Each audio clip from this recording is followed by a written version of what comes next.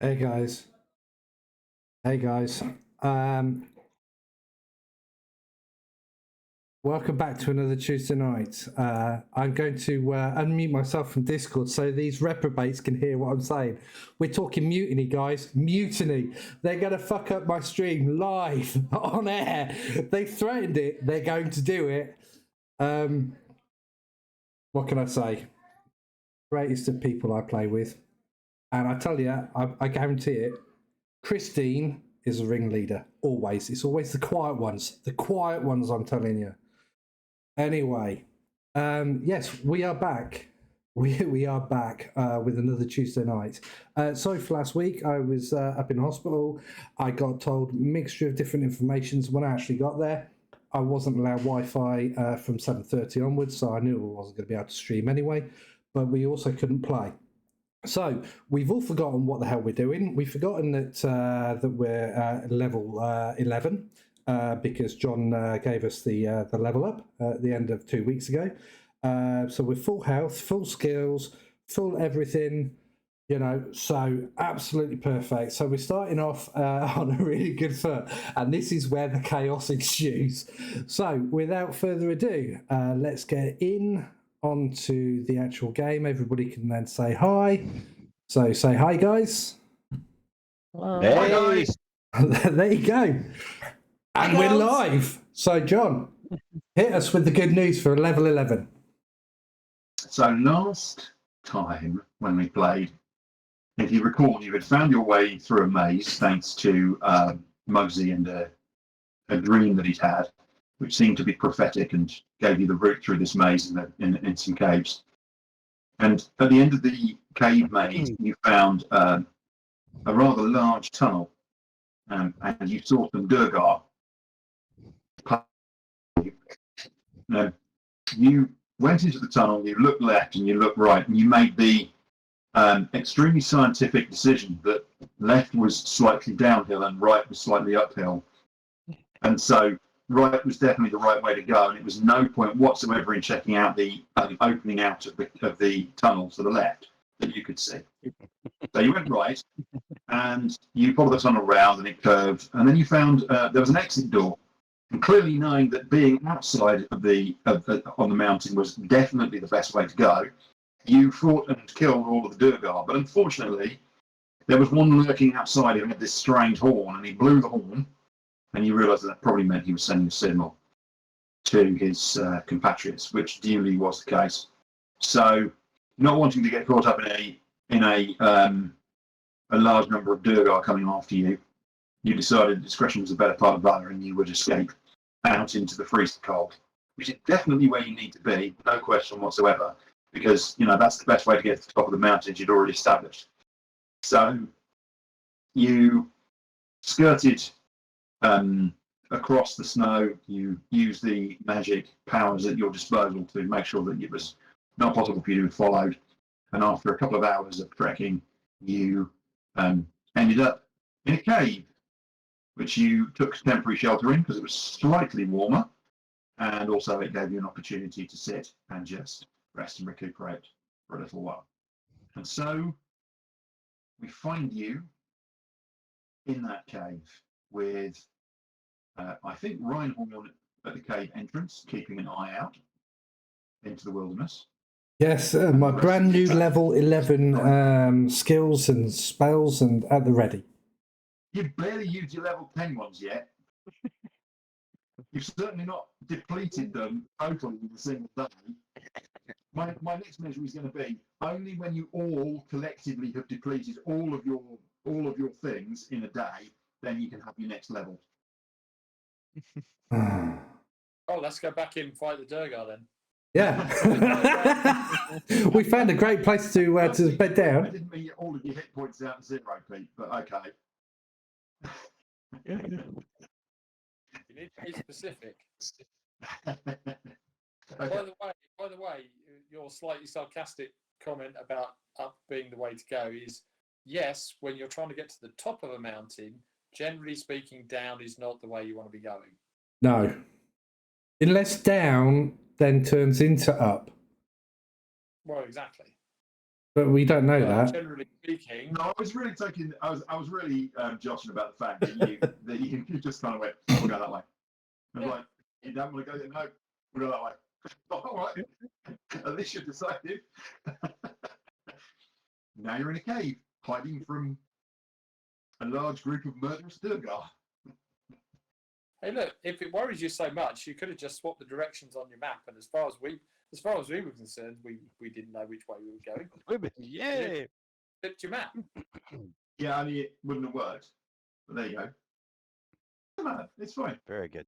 You make decisions. We got Decisions there. are like- there's no good or bad. Hey, We killed lots. We got lots of XP and we got loads of treasure as well because we killed loads of things. We're heading up the hill. Come on, Let's go. moving out. So, right. So you are going to head. Okay. So from the position that you're in at the moment, uphill will take you roughly. If you go straight uphill, it will take you roughly straight back towards the large entrance where the Durgar were. Okay, so straight uphill. That's because that's basically what you did. You came effectively straight down the hill and slightly across. Okay, so to go back uphill, pretty much directly, that would be to go westward. Yeah. Okay. Yep. To the north will take you into the more temperate land, which sits between the mountain and the forest, and then eventually to the Innaveros itself, to the forest of the Innaveros itself. If you go east, that will do the same, and but you could skirt around the mountain. You could head back into the temperate zone and skirt around. It's entirely up to you. I would say we skirt round the mountain a bit to get out of the way of this cave entrance. The entrance back into the Durgal area, and then go up the mountain again. Okay. So, what's your plan for tackling the mountain? Well, I mean, how difficult does the mountain route look? Is there Who's got some experience with climbing and environments? I suppose probably the person who's best skilled in this, just kind of in these wilder environments, is probably going to be Delira. I mean, none of you. I mean, you've all had a look at the kind of the lower slopes, and you've seen that it gets one heck of a lot steeper as you go up. But of course, the top of the mountain has been pretty much out of your vision because it's mostly been it's mostly been hidden by clouds. So the weather conditions here don't suit really. It's not like the top of the mountain is clear. I suppose Do you one think of that's the probably a function of the temperate outer ring and this strange frozen cold of this one mountain on its own being this cold? There are other mountains around you, but none of them are snow-capped. Yeah, it's simply not cold enough in this area for them to be snow-capped. This is not tall enough. This one uniquely is, and it's in fact it's not even snow-capped. It's snow from the base. Mugsy, you might have had an idea as to why that might be. As far as the extra cold, you're saying? Yes. Yeah, I did. I was just scared that perhaps this is an effect of those dragons being around here. Seems like a reasonable assumption. Yeah. Is there any trace of a road or a path going up this mountain? Not there that you've seen, no. And maybe what we should do is head round the mountain so we can see round it and see if there is a path up, because if you've got a castle up there, you need a way to get to it. You'll be coming around the mountain when you come, yeah? Yeah. The mountain that we're looking at, John. I'm struggling to. I'm struggling to remember if my dream came before Pete's or Pete's dream came before mine. I can't remember if I'm at the top of the mountain or halfway up. And Pete was already at the top of the mountain in his dream. I can't remember. Do you remember, Pete? I don't. We all had the dream the same night, didn't we? Yeah, but I think they're staggered. Reinhorn's saying about positioning.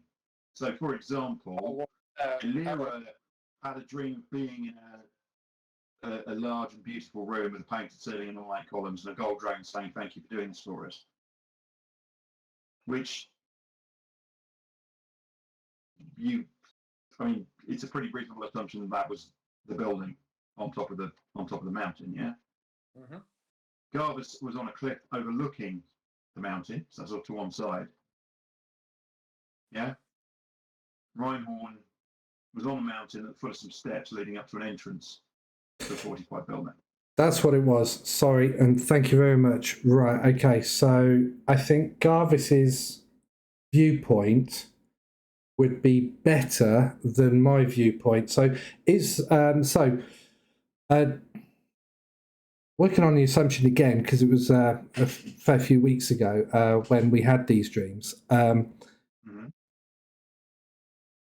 Is the mountain that we're looking at, is that kind of, I know mountains are kind of like wide at the bottom, narrow at the top and pointy, and with snow on them, and the rest of it is rock. But is that the same as the mountain that Garvis saw from that cliff face?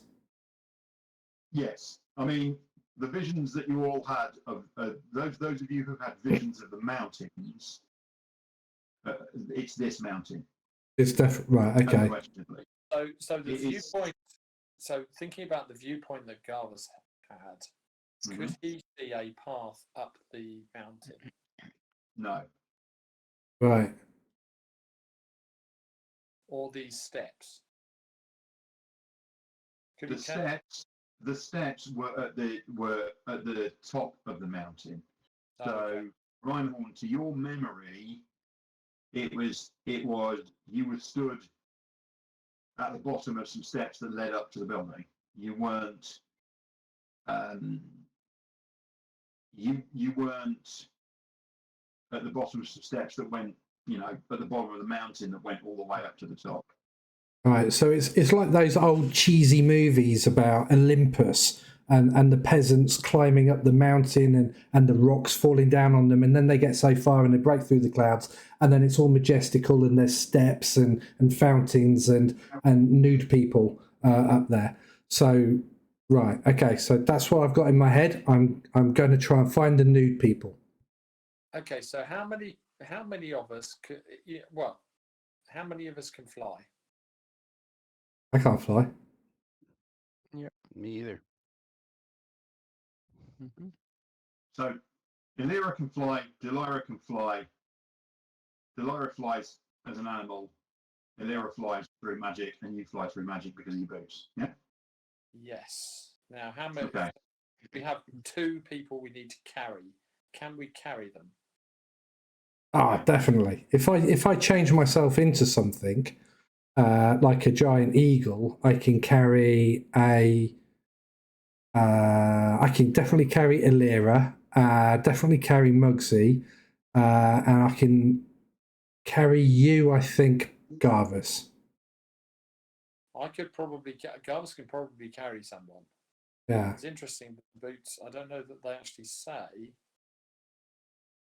I think it would be total load. I'm going to assume that you can carry up to your carry capacity, your regular carry capacity. So I could carry some. I mean, I'm a strong guy, so I can carry someone. Yeah. That's one down. I mean, So, you would be able to Mugsy- carry Mugsy with ease, I would have thought.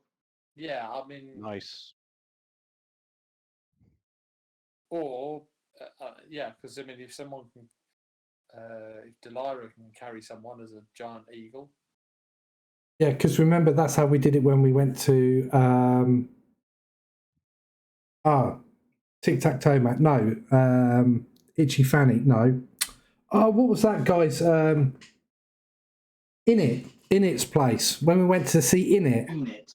That's him. Yeah, In It.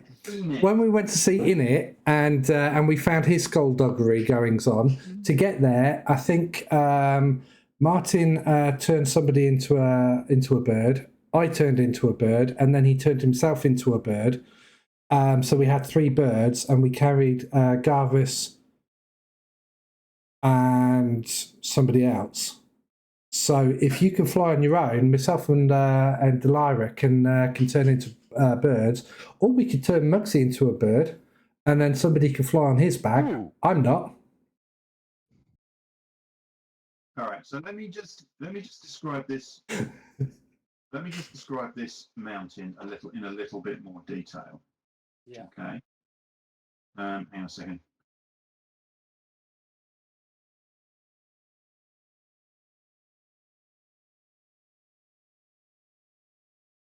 Just finding my place.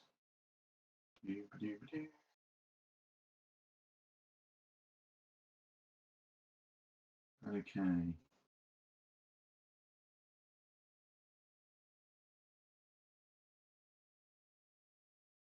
So the mountain itself.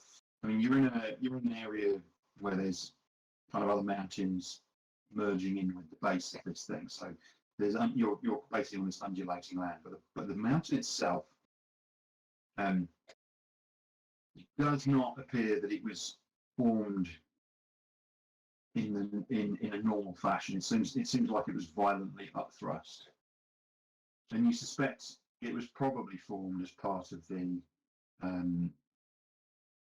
you know the massive kind of tectonic upheaval that happened. So it's slightly narrower at the base than you would expect. Rather than being kind of more triangular, it's tighter in, so it's narrower at the base. So it's quite sheer-sided and cliffy going up. But what's noticeable is that it is covered in ice and snow. There is not, there's virtually none of it that you can see that's bare rock. So yeah, climbing it would be difficult. And the other thing to remember is that it is 5 miles. It's roughly 5 miles high. Okay. It's 8,000 meters. It's a hugely high peak. It's way higher than all the ones around it. I mean, you would expect it to potentially be snow. I mean, certainly would be snow capped. Okay, so 8,000 meters. Garvis can cover 8,000 meters in 2 to 3 hours. So he can certainly fly to the top. So let's just do that. Hang on. Because it's 25 feet per round, basically. So it's, well, let's say 25,000 feet, because that's an easy bit of maths, isn't it? Yeah. Yeah. So Garvis can cover 60,000 feet in 4 hours, which is the duration that he can fly with the boots. Okay. So you're talking about 2 hours then to fly up there.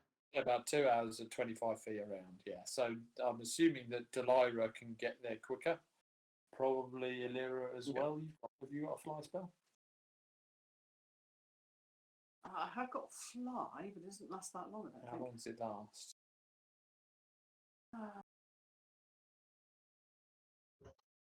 Let me just work this out for you guys, so I'm not telling you anything. Only 10 minutes. So 60 feet.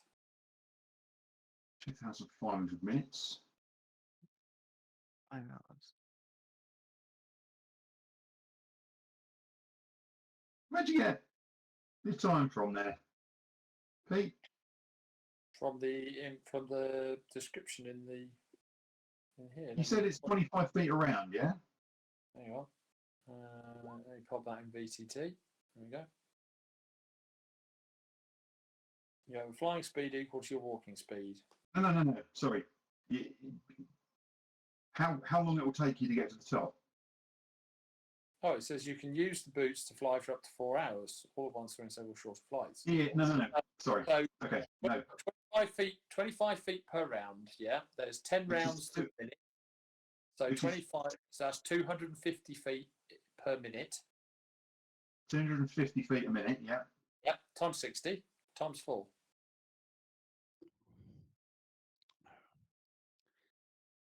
We are making some riveting video tonight. For Yes. elementary maths. Math 101. But don't forget, Pete, you Oh, are good. actually. If you have boots of flying, how many? Quite important we get this right, isn't it? Yes, but are you sure about the 25 feet per round? Because you're to be doing nothing but moving, Pete. So surely it's 50 feet per round. Because you can sprint. Because you can double move. Flying speed equal to walking speed. 10 rounds per minute. Nice idea, but no. 50 times 10, that's 600 60 per minute. So that's 10 times 60. Let's say it's going to. I'm going to just backpack it. It's going to take 2 hours. Okay. 6,000. Because it's not going to be completely vertically continuous. It's going to be. Yeah. Well, yeah. So if you can fly at roughly the same speed as Garvis, it's going to take 2 hours. No, we can't fly that slow. Sorry. Illyra flies more than twice as fast. So Illyra can fly 6,000 feet with the duration of her spell. 6,000 feet. Yes. Which isn't enough.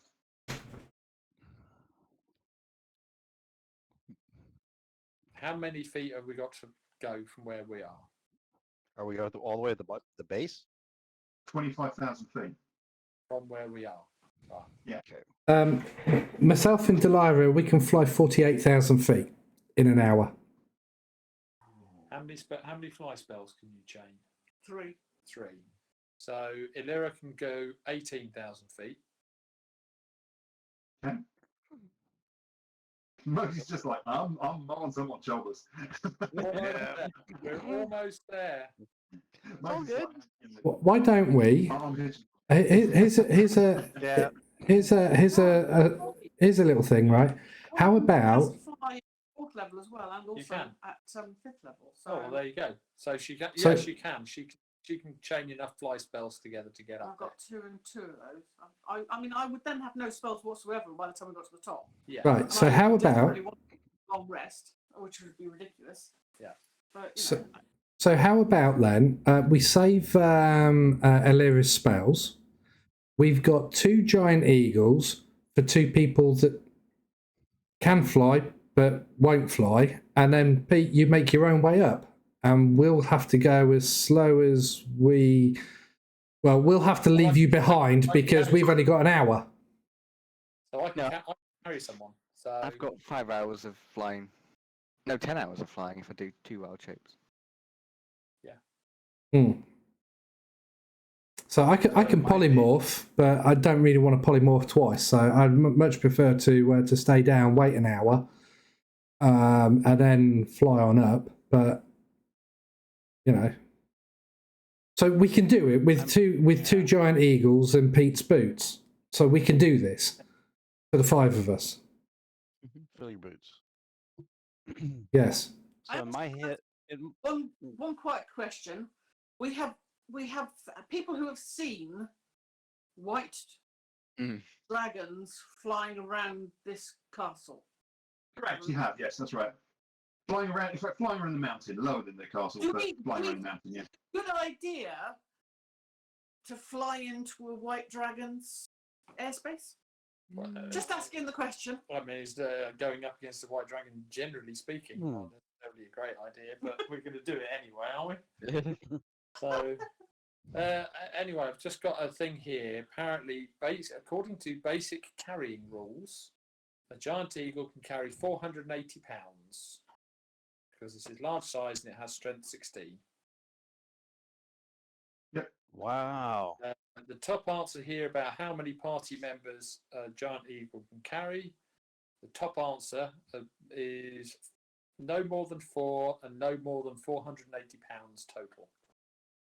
Okay, I'm going to say this.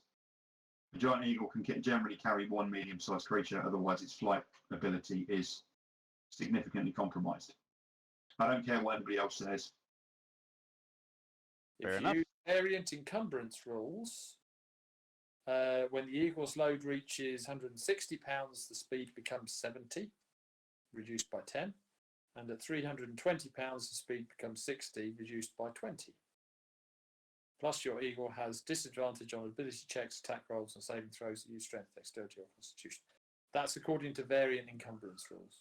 Yeah, I'm just going to rule it like this. Basically, you know, any of you guys, a giant eagle can carry because they're quite big, but there is such a thing as reasonable flying ability. Put 4 people on the back of a giant eagle is taking the piss. So you know, that's even worse. That's even worse than why didn't you just carry the ring to the bloody mountain in the first place, you eagle? You know. You wouldn't normally be on its back. You'd normally be in its claws, Exactly. actually. Mm. And then, if necessary, you'd be in a sack and it just picks up the sack and flies. You wouldn't be able to fight in any way, shape, or form, but at least it would have the ability to. Yeah. We need eagle swings, so say, you can sit on the swing and still fly your back. We stuff the halfling in the bag of holding.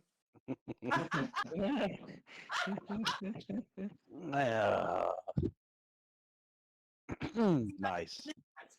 So then I carry a Lyra, and Reinhorn rides on the back of Delara. Yeah. I'm all up for that. I don't know how Delira's comfortable with me riding her back. The last time she was a goat, she's got memories of that. Funny. We can't climb, so you know. Why don't we give it a try? Why can't we climb? Too steep. Apparently it's sheer up. There's large parts of it that are basically sheer ice, and it's very vertical. Can we aim for going part of the way up and making a camp at a ledge somewhere that someone's familiar can go find ahead of time or some crap like that, and then Well, not if you're in the bag of holding, because you are our familiar. Nah.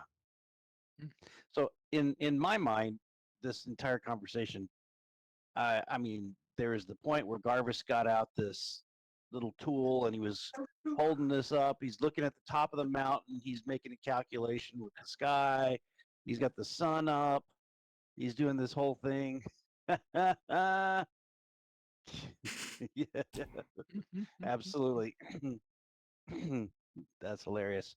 And then the various mages are going through their books. They're talking through all their stuff, and Mugsy's sitting on the ground. And there's some nice throwing pebbles that I am now doinking off of a tree not too far away. That is actually in Discord. I put it in Discord. Martin. Yeah.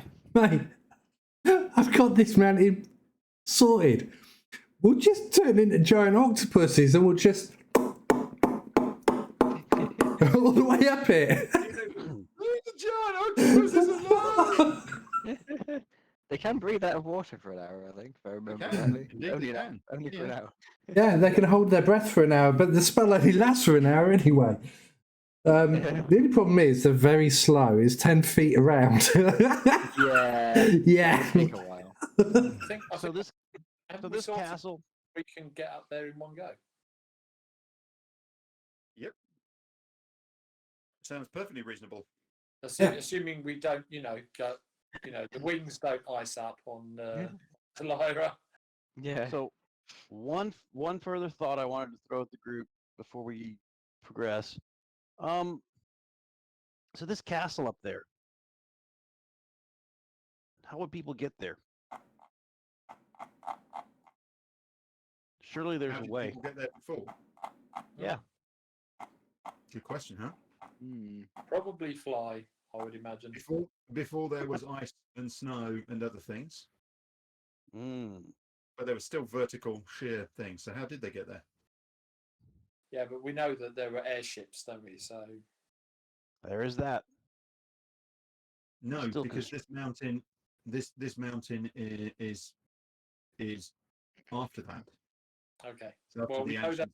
there were the gold dragons. So it could have been on the But you know, ground. And they well, got okay, lifted up. you know there were gold dragons, but okay, Got it. it's a good Or question. maybe- It's a really valid question. Or maybe there was a big staircase inside the mountain leading up. Well, he did say that the mountains from before the airships and all that other stuff. So if this castle is from roughly that same time period, then the castle could have been on a valley floor before it got pushed up there. So I think that's a wasted line of thought. I just threw it out there to see if maybe one of you guys would key in on maybe there's some route up there that we should know about. But We could take a quick fly around the mountain to see if there's a path up. quick scouting, Yeah, probably not a bad idea. We sort of go up in a spiral. We could do that all together, or or we could send out a scouting party. Well, all together, because either we find a way up and we can land on it and then walk the rest of the way, or we get to the top by flying. well, if we did that, we're missing a part of the dream sequence, and which would be really interesting to find out what would happen overall if we didn't do things in order. What dream sequence piece are we missing? Garvis is looking out at the mountain from the cliff top and seeing the thing. I don't even know where this cliff is. No, so maybe we should have a look for high peaks with a cliff edge, and then maybe that's where we need to go. And then we might be able to fly over, because if the dragons are kind of halfway up the mountain or 3/4 of the way from where we need to be, maybe if we fly above them, then because big things like dragons never look up, because I can't believe I'm gonna rip off Avatar, but why would big things look up? So yeah, as long as we don't squawk and shit. So maybe if we incorporate what we know of the clip thing. Of birds.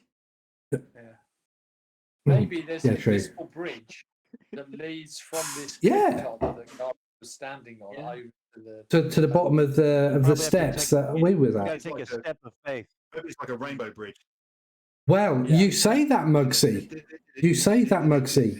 That's exactly what my goddess says. She said, keep the faith. Or have faith. It was one of the two. You're thinking the leap of faith from Indiana Jones and the Last Crusade. Yes, I am. Leap out. Yeah. Yeah, so maybe. It's not an invisible bridge, it's just painted so that from just that one perspective you can see it. So no one wanted to delay this anymore, but John, the description of the cliff edge and what have you that Garvis portrayed from his dream, can we see something that might be suspicious enough to be that cliff edge that's in the vicinity? That cliff edge. Well, basically, there are mountains all around you. Okay. Yeah, but we need a flat plateau. In order for it to be a cliff, it must have a flat top. So I'm looking for big enough ledges that somebody of dwarven nature who knows rock and mountains. Okay, I don't think Garvis would call something would call a ledge a cliff edge. Okay, so Okay, John. Let's quick question then. So, in Jarvis's dream, he was standing on a cliff edge, looking at this castle. Yes. Does that was he at the same height? Was he below it or No, above? he was below. He was below the height of the building, but he could see the building clearly in the distance. Right. Okay. There are tops of mountains around here that are tall enough that the kind of angles that you were stood at would not be, that would be fine. So there are plenty. I mean, there are plenty of candidates around here in terms of spots, but it could simply have been a vision and not based on the real world. Exactly. I mean, it could just been a vision, just so we knew that this thing was sitting on top of a mountain. That's right, and just so you knew that it was that you were in the right spot. Yeah. I mean, it could be some of these, some places around here. It could be, as I say, simply a vision. Okay. I mean, I'm happy that we can bypass that one and just head straight for the top. I mean, okay, let's do that then. Miles and miles away from it. Extreme weather effects come into play. Yeah. Can I just say, you were miles and miles away from it. That there wouldn't be a bridge between where you were and it. It's just not realistic. A magical bridge. Could have been a teleport spot or all sorts of things, but yeah, there isn't. So fine. Yeah. Are we gonna do this shit? Are we gonna fly up? Let's do it. Let's do it. Yeah. Before we set off, do we want to see if we can change the weather slightly, make it a little bit warmer? Oh, cool. Now that's That likely. could be an alert. Add a bit more cloud. Add a bit more cloud cover. Remove a bit of cloud cover. Try and keep us hidden from the dragons a bit more. And if it's magical weather, if it's magical, it might not make an effect. But I could use the master of the elements. I suspect it's magical because I mean, there's no weather like it on the mountains around, is there?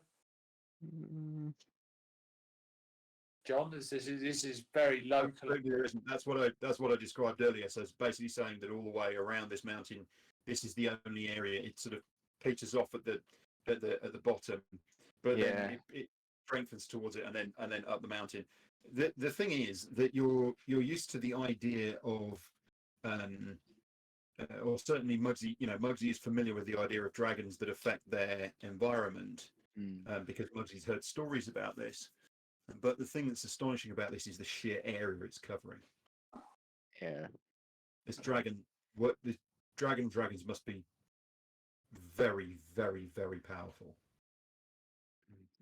It might be a waste at some point instead of doing that, but in fact, Illyra keeps raising an eyebrow about this. She keeps kind of muttering dragon to herself, and everyone else is like, yeah, it's fine.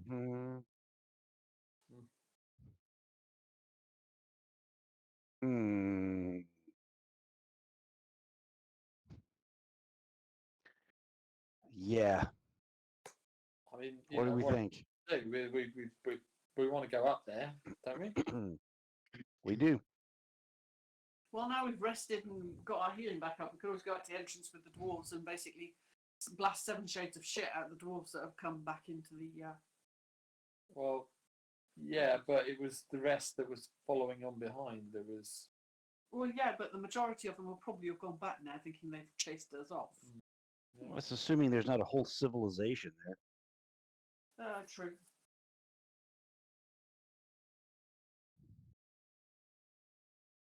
But you did say, what else could we do? I'm just throwing in there, what else could we do? Okay. That is. And we did get told that if we spend all of our spells, we will level up to level 11 after the next rest. So,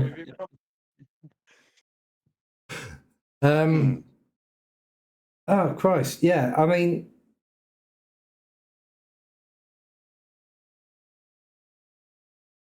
Let's do this. Have we got a mass invisibility? Steps leading up to this thing, so you know, it doesn't seem unreasonable that we go and find the bottom of these steps.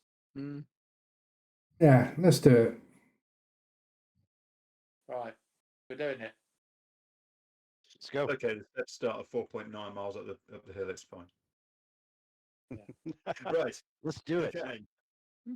So, who is polymorphing? That's Delilah, I believe. I'll wild shape into I'll be the giant owl because it's a bit slower, but it does give the doesn't provoke opportunity attack benefit. So that's. You're not carrying anyone, no? Or are you? Yeah, I think I'd probably be carrying one person. Because I can stay in this shape for 5 hours, so it's not like I need to keep swapping and recasting or anything. I can just. Yeah, absolutely. Big advantage for you, isn't it? Mm. Okay, so the question is right. So, I mean, we can't stuff Mugsy in a bag of holding. He'll suffocate after 10 minutes. So,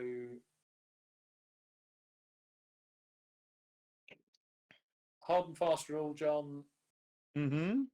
1.5 people carried on a giant eagle or not? Depends on the people. Which people? If it's Alira and Mugsy, yes. Okay, so let's say, and then I can carry Delilah. Okay. Oh, I can carry Reinhorn. Yeah. That's fine. I mean, it's just exciting. I was holding a giant eagle over his head. That's fine. Giant owl. Obviously the point is that Alira and Mugsy are lighter weight. Mm-hmm. Combined, they probably weigh about the same as you do because you've got a lot of heavier gear. Yeah. And heavier in general. So I'm, again, I'm being a bit fast and loose with it. Let's not add these things up or whatever, but I think that's reasonable. Yeah, I can have them on my back. Cool. Let's be careful in this approach, just in case we get jumped. Mm. What's our plan if we get jumped? You shoot bow and arrow. Got it. I'd advise you to hang on. Okay, so I want to really role play this out. So I go up to Garvis, and I fucking half elf versus dwarf, right? And I look down at him and I go, "How do you want to do this, then, big boy? Me on your boots and hugging your helmet." Going to be a princess carry. Really? I look down at him and I go, Carry That's gonna princess. get tiring. Princess carry. Okay. I look down at him and I go, The giant owl is not as strong. Not quite as strong. I can. Not quite as strong, but it's still fine. Yeah. I look down at him and I go, and I say, nobody puts baby in the corner and no fucker treats me like a princess. I'll carry you if that's all right, and we'll get there quicker. And I can, and I'll just say to him, I'll use the spell and we'll polymorph, and myself and Martin will take everyone. Myself and Delilah will take everyone. Fuck me, why am I using real life names of fucking character? Jesus, I'm such a noob. If you are polymorphic Reinhorn. Okay. No, I'm going to polymorph myself. Yes, if you are polymorphing Reinhorn. Oh, right, sorry. If you are polymorphing. Yes, Yeah. yes. So I'm with you now. If you're polymorphing, then that's fine. But bear in mind that once you do that, as soon as you change shape, the two of you, you can describe your actions, but you cannot have tactical discussions with the rest of the party. I can understand. Yeah, we can understand what people say to us, but we can't talk back. We can't. Yeah, we can't. You can't speak back to them. Yeah. No, exactly. So Ryder will have to tell the carriage where to go. If you're okay with that, Pete, because we will get there quicker than your movement speed. So Delilah's made a very good comment about going in as a giant owl for stealth and all the rest of it. So I follow suit. So 2 giant owls. Garvis gets on, and And then when I see that Delilah is ready and she jumps up, I follow suit because I've got an hour. Wait, You've got 5. one quick question on the one more pedantic question. How am I being carried again? Like a So, princess, Carrie. Are my little arms free for bow use? That's my if I'm like being You're held climbing in on the the claw. back of the owl, of one of the owls and hanging Okay. on in the feathers. Okay. Okay. Okay. Let's go. The owls, the dwarf just sort of casually lifts off like he's in some elevator that's kind of been built by Wonder Woman, and it literally just kind of starts rising through the air. He just sort of stands there very casually with his axe in his hand. Freaking show off. I tell you. His little wing boots go. No, I'm happy to go on an eagle because it will be quicker. It's like twice as fast to travel by eagle. So Well, okay. Owls, giant Ow, owls. yeah. done now. Okay, so you climb on an owl, and the other two climb on an owl. Well, And pass the that owls trace for an hour as seemingly well. furiously and take off, and then circle slowly upwards. And you are probably sort of 500 feet off the deck, and you hear in the distance a middle pitched roar. You hear this roaring sound. There's something in the clouds not far above you. That ain't no good. Didn't get And you fast. continue to spiral upwards and spiral upwards and spiral upwards. 1,000 feet, 2,000 feet. You're gaining height, wings beating strongly, comfortable. The biggest problem is the owls are fine. The owls are absolutely fine, but everyone else is bloody freezing. And everyone else takes a level of exhaustion because it's just brutally cold. The air up here is fiercely awful. And you think that it's going to get worse before you get to the top. All right. My level of exhaustion is added. We have a thing for exhaustion. Yes. If you Funny click in character. conditions and then No, scroll but to the if you bottom use on the awakens, you could use something for exhaustion in there. Yes, you are correct. There is. what does it say? What do you mean that there's powers that they could use? Yes. Yeah, basically. Almost like I thought of it. Got the sheet up. I have referenced. What's this? Pull yourself Let's help together. together. Through an effort of will, you shake off one level of exhaustion. Oh, there we go. You can only use it once per minute. Oh, once per minute. It's Is there a bonus roll? action, and it's an instant duration. 2 points. And you cost 2 points. 2. So you can shake your head all you like, Pete, but you can just use your things to get rid of the exhaustion if you want to. Yeah. So yeah, doesn't affect the owls. Got it.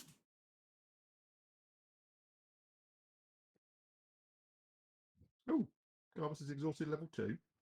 Oh, did you just click it twice? Sorry, I clicked the wrong. That's right. thing. That's fine. I think I put it back.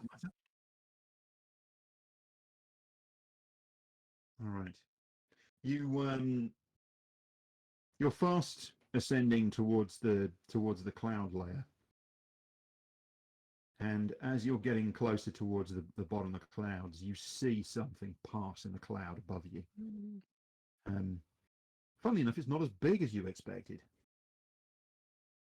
You crap. expected, from afar, the dragons that who saw the dragons? Was that Mugsy? We saw white. Yeah, I 2 think. white dragons. Mugsy saw them, right? A very large one and a large one. And this one doesn't look as sizable. Mm. There's a whole civilization of no.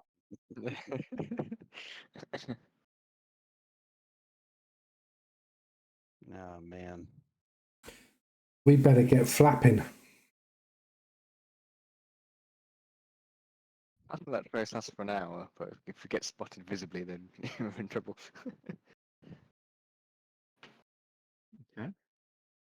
I can't recast it though in our form. Did you, when you say pass without trace, isn't it Hmm. concentration spell? Yes, but you can. Wild shape doesn't break concentration. No, so you cast it before you wild shaped, right?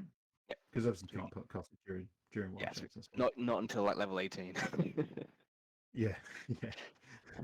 A little while to wait. Yeah. Although if Rob's got his way, that'll be in about 3 weeks, so it's all fine. Yeah, so cast, try and get the one charge of asphalt trace out before for the Okay. first part of the journey. All right. So you're into the cloud layer, and you can hear two of you can now hear two creatures, and it's call response. They're roaring at one another. Call response. Call response. Call response. And you're like, oh, okay. Well, maybe they're not. You know, you saw what you thought was a slightly smaller beast pass, and you're crossing your fingers and hoping that nothing terrible is going to happen. And then from out of the cloud, the cloud is thick enough that it obscures you, but it's thin enough that it's basically like a fog and there's a distance. And then flashing past you, and it with a surprised look on its face, comes this dragon. He literally just comes out of the thing. Looks at this owl, looks at these owls, and especially these people kind of going on the backs of the owls. And you're like, huh? And of course it's flying. So, and you're flying, and you're kind of flying in opposite directions, and it's like, you hear this absolute bellow from this thing as it disappears into the clouds. What are you going to do? I think we need Flyers, to what are you change. gonna Oop and Oh. flat faster. Flat faster. Okay. So, main thing we've got to do is they're gonna go to where our predicted path would have been. Change course. All right. Change course. Owls, what are you doing? Changing course. I'm following Delilah. So whatever Delilah, she what are you does, I'm going. Take a hard turn in the opposite direction and try and. Hot turn. Upwards, did you say? I thought we were still trying to get. We were kind of going in a spiral, weren't we? To start with. You were, yes. So I'll try and kind of do the spiral in the other direction. Oh no, we want to go straight up now, don't we? If we've got something on our tails. Well, how far have we got to go?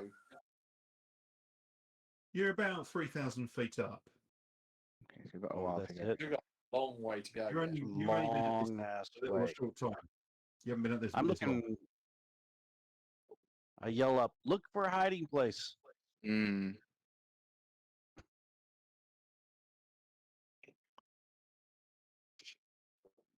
They're So going to be basically, like, these white dragons are patrolling the very bottom of the cloud layer. Unless So, there's a, Delilah, I mean, so- you know, you think about it, it's what 600 feet to 3,000 feet is the bottom. they're flying very low. In fact, you saw one pass at the bottom of the cloud layer. But as I say, And the we one that you should go saw up. past, Mugsy, you're confused now because you could have sworn that these things were freaking huge, right? These things Yeah. were. I mean, one of these was gargantuan. It was so enormous when set against the size of the building on top of this. Unless, of course, your scale, the building scale, is completely out, but you don't think it is.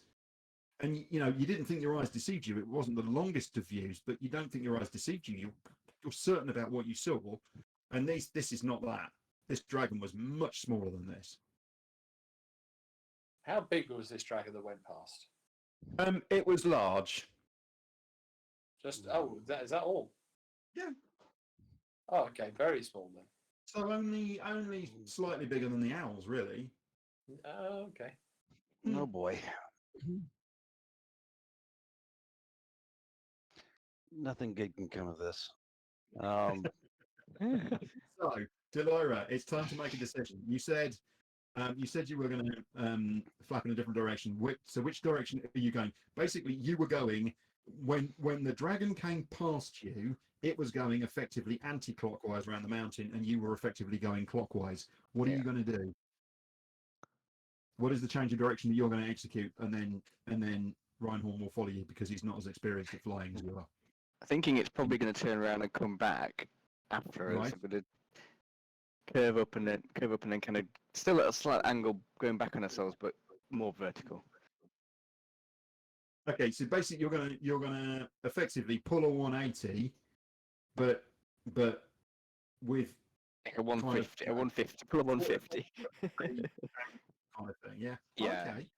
All right. So basically, what you do is so you turn. Now that's going to bring you in closer into the mountain. You're a distance from the mountain at this point. Yeah. So you're going to start bringing you in closer to the mountain. You've got a ways to go yet. So you're not going to sort of flap out of the thing and into the side of the mountain. So that might be quite good because if we see any caves or landing areas or somewhere to I mean, that obviously, as you get closer, you're now shooting in towards the mountain, getting closer in towards the mountain, and gaining height, and basically the pair of you are flapping like the blazes. The cool thing about this is because you chose to be owls rather than eagles, that flapping is deadly quiet, so it can't be heard by the dragons. it's a little bit slower, but it's a little bit more stealthy. Yeah, you are slower, but that's right. You are much stealthier. Okay, you see below you. You hear a couple of bellows, and you see below you a shape pass, and then the same size shape pass again. Now, Mugsy, you're convinced this is not the same dragons, okay? And that the reason was because they were different sizes. One was gargantuan, and one was, smaller than that, but still enormous, right? These are much smaller, and they're two the same. Okay. Quick something here. Mm-hmm. Where is this? Aha.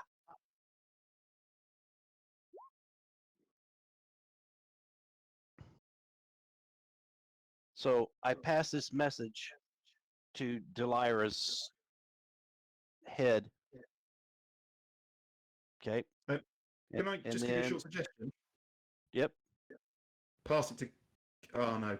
Yeah, pass it to Garvis, and he can whisper it in Delira's ear. Because he's up top. Yeah. Got it. So I'll do that, and then a round later, I'll do the our next action chance. I will do that to the other party. Other party. So The other owl. You and Delira are on Reinhorn. Mm-hmm. And Garvis is on Delira. Yeah. Is that right? No, I was with Other way around. Other way around. Okay. Yeah. So what you do is you pass it to Garvis, and then Garvis whispers in Delira's ear. And then I'll do the same up. The main goal is passing this message to the rest of the team over the next couple of actions, and doing it silently, or yes, almost silently. Almost silently. Got it. You're not yelling at one another at this point. You've stopped yelling. Yeah. Yeah. Oh yeah, we have. Yeah, I get it. Okay. From just nearby, you kind of see jetting through the cloud, and again, it's just below you. You see jetting through the cloud this sort of this blast of icy air that basically turns a load of the cloud into little shards of ice that then sort of twinkle and fall away from below you. I think the one of the dragons used its breath weapon in a kind of. Okay. I look around on me. Wait. I look around on my body, John, and my what I've got lying around. I'm betting these things can hear like crazy. And Yeah. so trying to time that thing out after that gust, I chuck a single caltrop as hard as I can down the face of everything, hoping that they're going to go chase after it when it hits and starts bouncing down the mountain. Ooh, Okay. right. Mhm. Like And you it. just pull it out into space. You know you're getting closer towards the thing, but what you do is you lean to your left and in the distance, and you throw it basically over your shoulder. Yep. Yeah. So you pull it out of your bag, and you throw it out your shoulder, and it just arcs out into the air. And the thing is, you're not really clear because of the breeze past your ears and everything else. You're not really clear what's going on. But as you throw that into the kind of into the wide blue yonder, and you're not exactly sure what may or may not have happened at that point. But one Got it. thing that you do hear, that everybody hears from above you, from quite a distance above, you hear this very backside Mama. rumbling roar. Very different sound. This. The other two were fierce beast sounds, but this is like God screaming into a microphone. It's just like, I mean, it's terrifying. This We're in a sound. dragon sandwich. We're going to be a dragon sandwich shortly. Oh boy. Okay, you just continuing this climb. So a few within about 15-20 seconds, the wall of the mountain looms up to your left. So Galira, you are flying along and on the left hand side, and Reinhorn, you're on the right. But basically, you're flying together, wingtip to wingtip. Mm-hmm. Okay, so very close into one another, beating your wings. Climb. There's no thermals. We're beating our wings tip to tip. Dead long. You're just far enough away, but you're basically sticking together. I mean, Yeah. you're in this pocket. The thing is, if one of these things comes into this pocket that you guys are in, it will see you. Mm. There's no question, because it did. It went. So we need to do some. So we need to do some fan art of that. Stay in the clouds. What you're wondering at this point, Garvis, what's playing around in your mind at this point is that you did a very good job a couple of hours ago of pissing off the Durgar in a pretty significant way.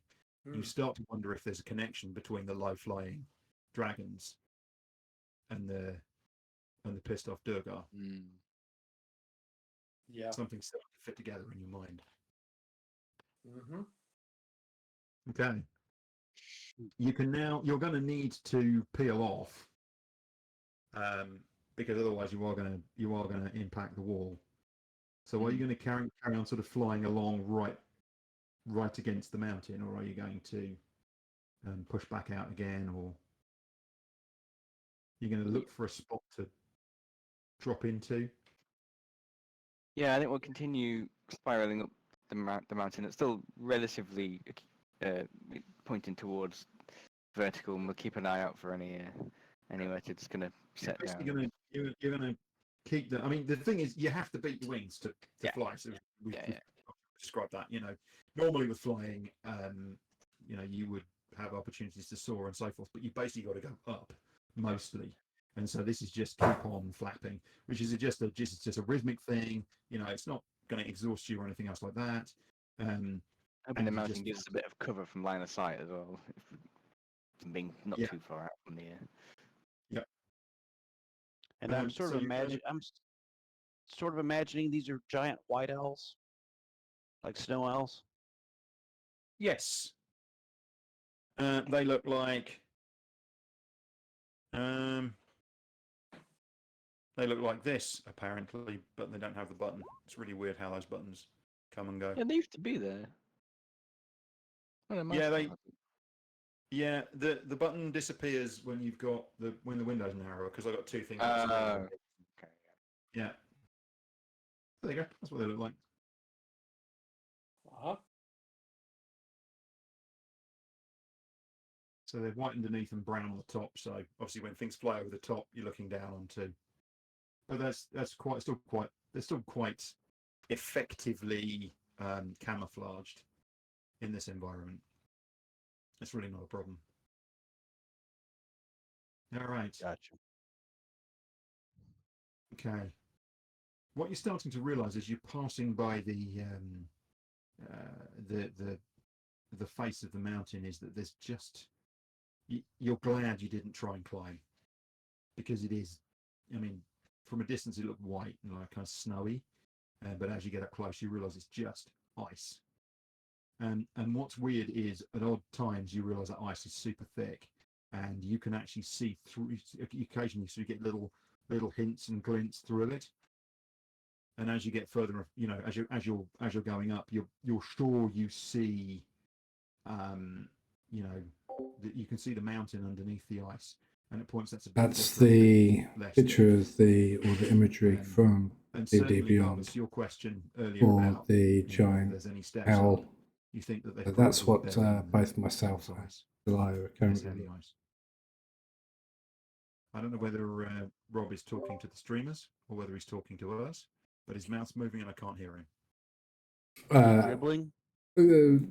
Slightly, yes. No, we're all good. Are we good? Yeah, I was just a little bit delayed on the getting the picture of the owl up, so I was just explaining that's what myself and Delilah look like. You can always look at the giant owl in the in D&D Beyond if that comes up on your screen as well. So, yeah. Okay. So, somebody needs to make a roll, don't they, Alira? It's got to be Christine that makes it, hasn't it, guys? We all know it's got to be Christine. I think it does. Okay. She's good. Someone on behalf of the party needs to make a roll for me. Okay, can I have a BLT, please? What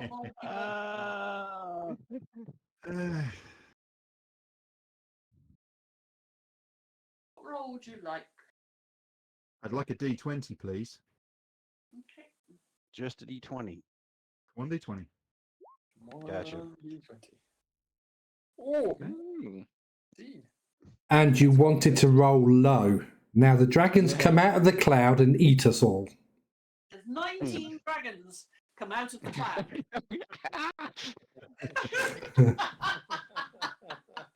No, it's Nice. 20 because it's D20 plus 1, because there's got to be at least 2 of them.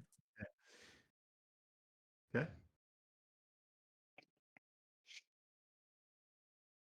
All right. Time passes for a few minutes. Flap, You hear flap, roars flap. in the distance. The dramatic roar from earlier you've not heard again. It was just the once. But you can hear the two smaller ones below you roaring at one another. They seem to be passing at speed around the area that you were in previously, and they seem to have perhaps gained a little bit of height, but you think that you are probably climbing faster than they are, and they're struggling to detect you. And at one point, one of them roars from further away, and you think perhaps, Mugsy, that your trick with the caltrop has had some kind of effect. Oof. Can only hope. All right.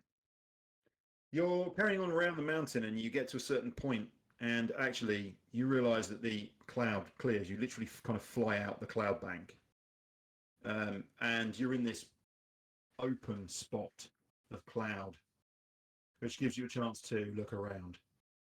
You can't see the ground really from here. You can see the ground in the distance. You can see right the way over, in fact, over to the far distance.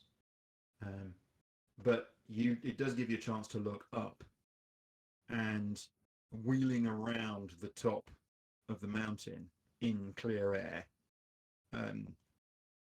are two dragons, and one of them is gargantuan. It is just, this thing is enormous. It must be ancient. It must be. And flying with it, and they're talking. They're obviously having a conversation, but you can't really hear what they're saying to one another, and you can't really hear the language. You just catch tiny little refracted snippets of sound because they are a distance away up there. And it seems to sort of cascade down the mountain. The sound does. That's still a very, very large dragon, but they're obviously talking to one another and quite what they're doing. But they are circling at the top of the peak, and they seem to be in a high state of alert. And then after that momentary clear period, you fly back into a bank, and you know that you weren't spotted because they didn't respond. You know why you rolled the dice. Nice. Okay. Are you carrying on up or not, or what? What are you doing now? Still gaining height? If they're patrolling, what do we think our chances are of getting past them? Slim. Slim to none. Slim. It's possible, but it's slim. The problem is that the area up there appears to be clear of cloud. So you'd need to time your entry really carefully. At the moment, you're okay. You're back into some cloud banks, and the two younger ones appear to be further below you, and you think that they're not going to present you a problem unless they change their mind and start, flying around somewhere. What about invisibility spells? We got anything that can make us invisible? How are you having this conversation, and who are you having it with? Well, I'm with Alira, aren't I? No, I'm not with Alira. Mugsy and Alira are on. Mugsy and Alira, yeah. Are on Reinhorn. No, You don't. are on Not Alira. I'm on. Okay, right. Yeah. Okay. I'm pretty certain that Christine's just said this, but for the last time, Jarvis, I'm not allowed to talk to you because you're riding me. You're riding me hard, and you're a dead weight. Okay. You are not on Delira because she is slight of frame. Okay. And she's got Mugsy to contend with Alira. Okay. Yeah. So. Yeah. Right now. Sorry, and a quick question to the GM. Do we, as a group, know what language a dragon speaks? I don't know. I mean, I speak Draconic, so could I understand? I'm taking a pot shot here because it's got the word drag on it. So I don't know whether, without looking it up, whether or not I would be able to understand dragons. Oh, I think Draconic is the language of dragons, isn't it? It is indeed the language of dragons. Indeed, Draconic is the language of dragons. Yes. Okay, so the ones above us, we're too far away to actually fully understand and what have you. But did I catch any snippets of what the younger one said? Yeah. So what about the ones that we've just encountered whilst they were screeching and bellowing and stuff? They weren't speaking. They weren't talking to one another. Right. Okay, that's cool. They were just using bellows. Okay. So dragons can roar, basically. Okay. Yeah. And a roar isn't a word in Draconic. It's just roaring. Yeah. That's because they're awesome. It's generally used for intimidation or for over a reasonable distance. Yeah. Dragons roar, and the tone of their roar can pass certain information. But of course, they can then sit and talk to one another, or they can talk to each other on the wing. No I worries. think the ones up high were having a conversation, but they were just too far away for you to hear what they were saying. Yeah. Okay. Okay. Well, at least now you know that one of my languages is Draconic. So if we do get a bit closer, then you can drop me a WhatsApp. Very useful. Yeah. Okay. Hey guys, DM Scotty's just jumped into the. No way. Hey. Yeah. Hey, man. He's not. No, he's not. He's not on the Discord. He's jumped into the. Roll20. Whisper him, or just say hi. Ah, sweet.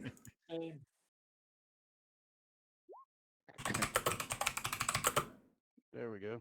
There's one thing. Cool. So, That's going to mess up the stream. Not at all. The text part's not function on the stream, so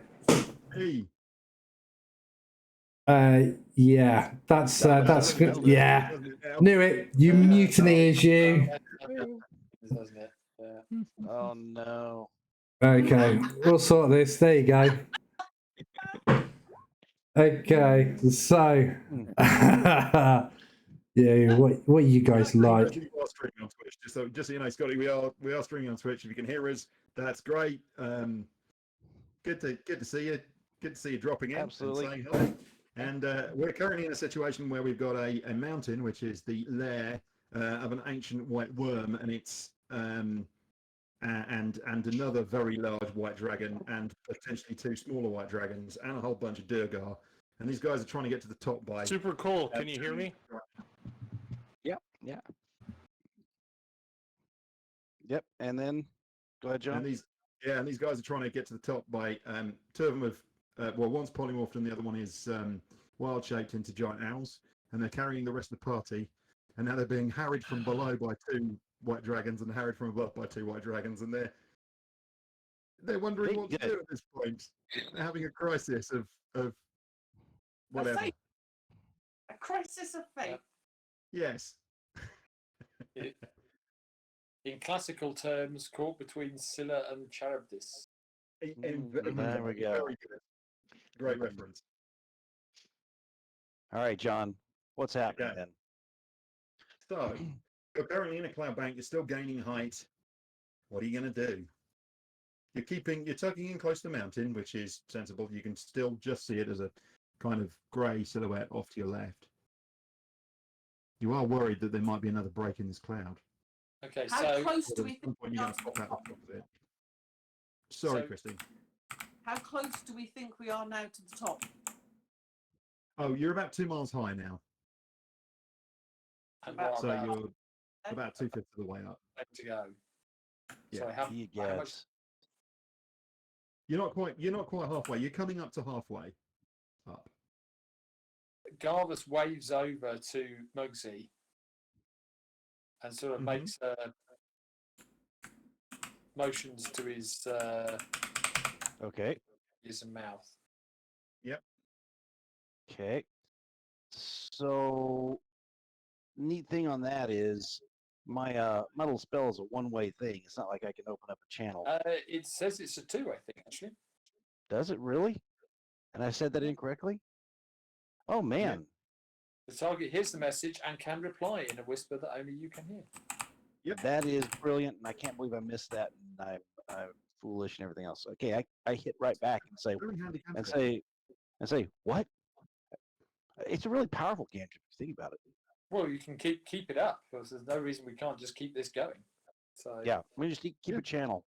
keep the channel open. Mm, Yeah. Can Illyra cast invisibility on us? I'll ask.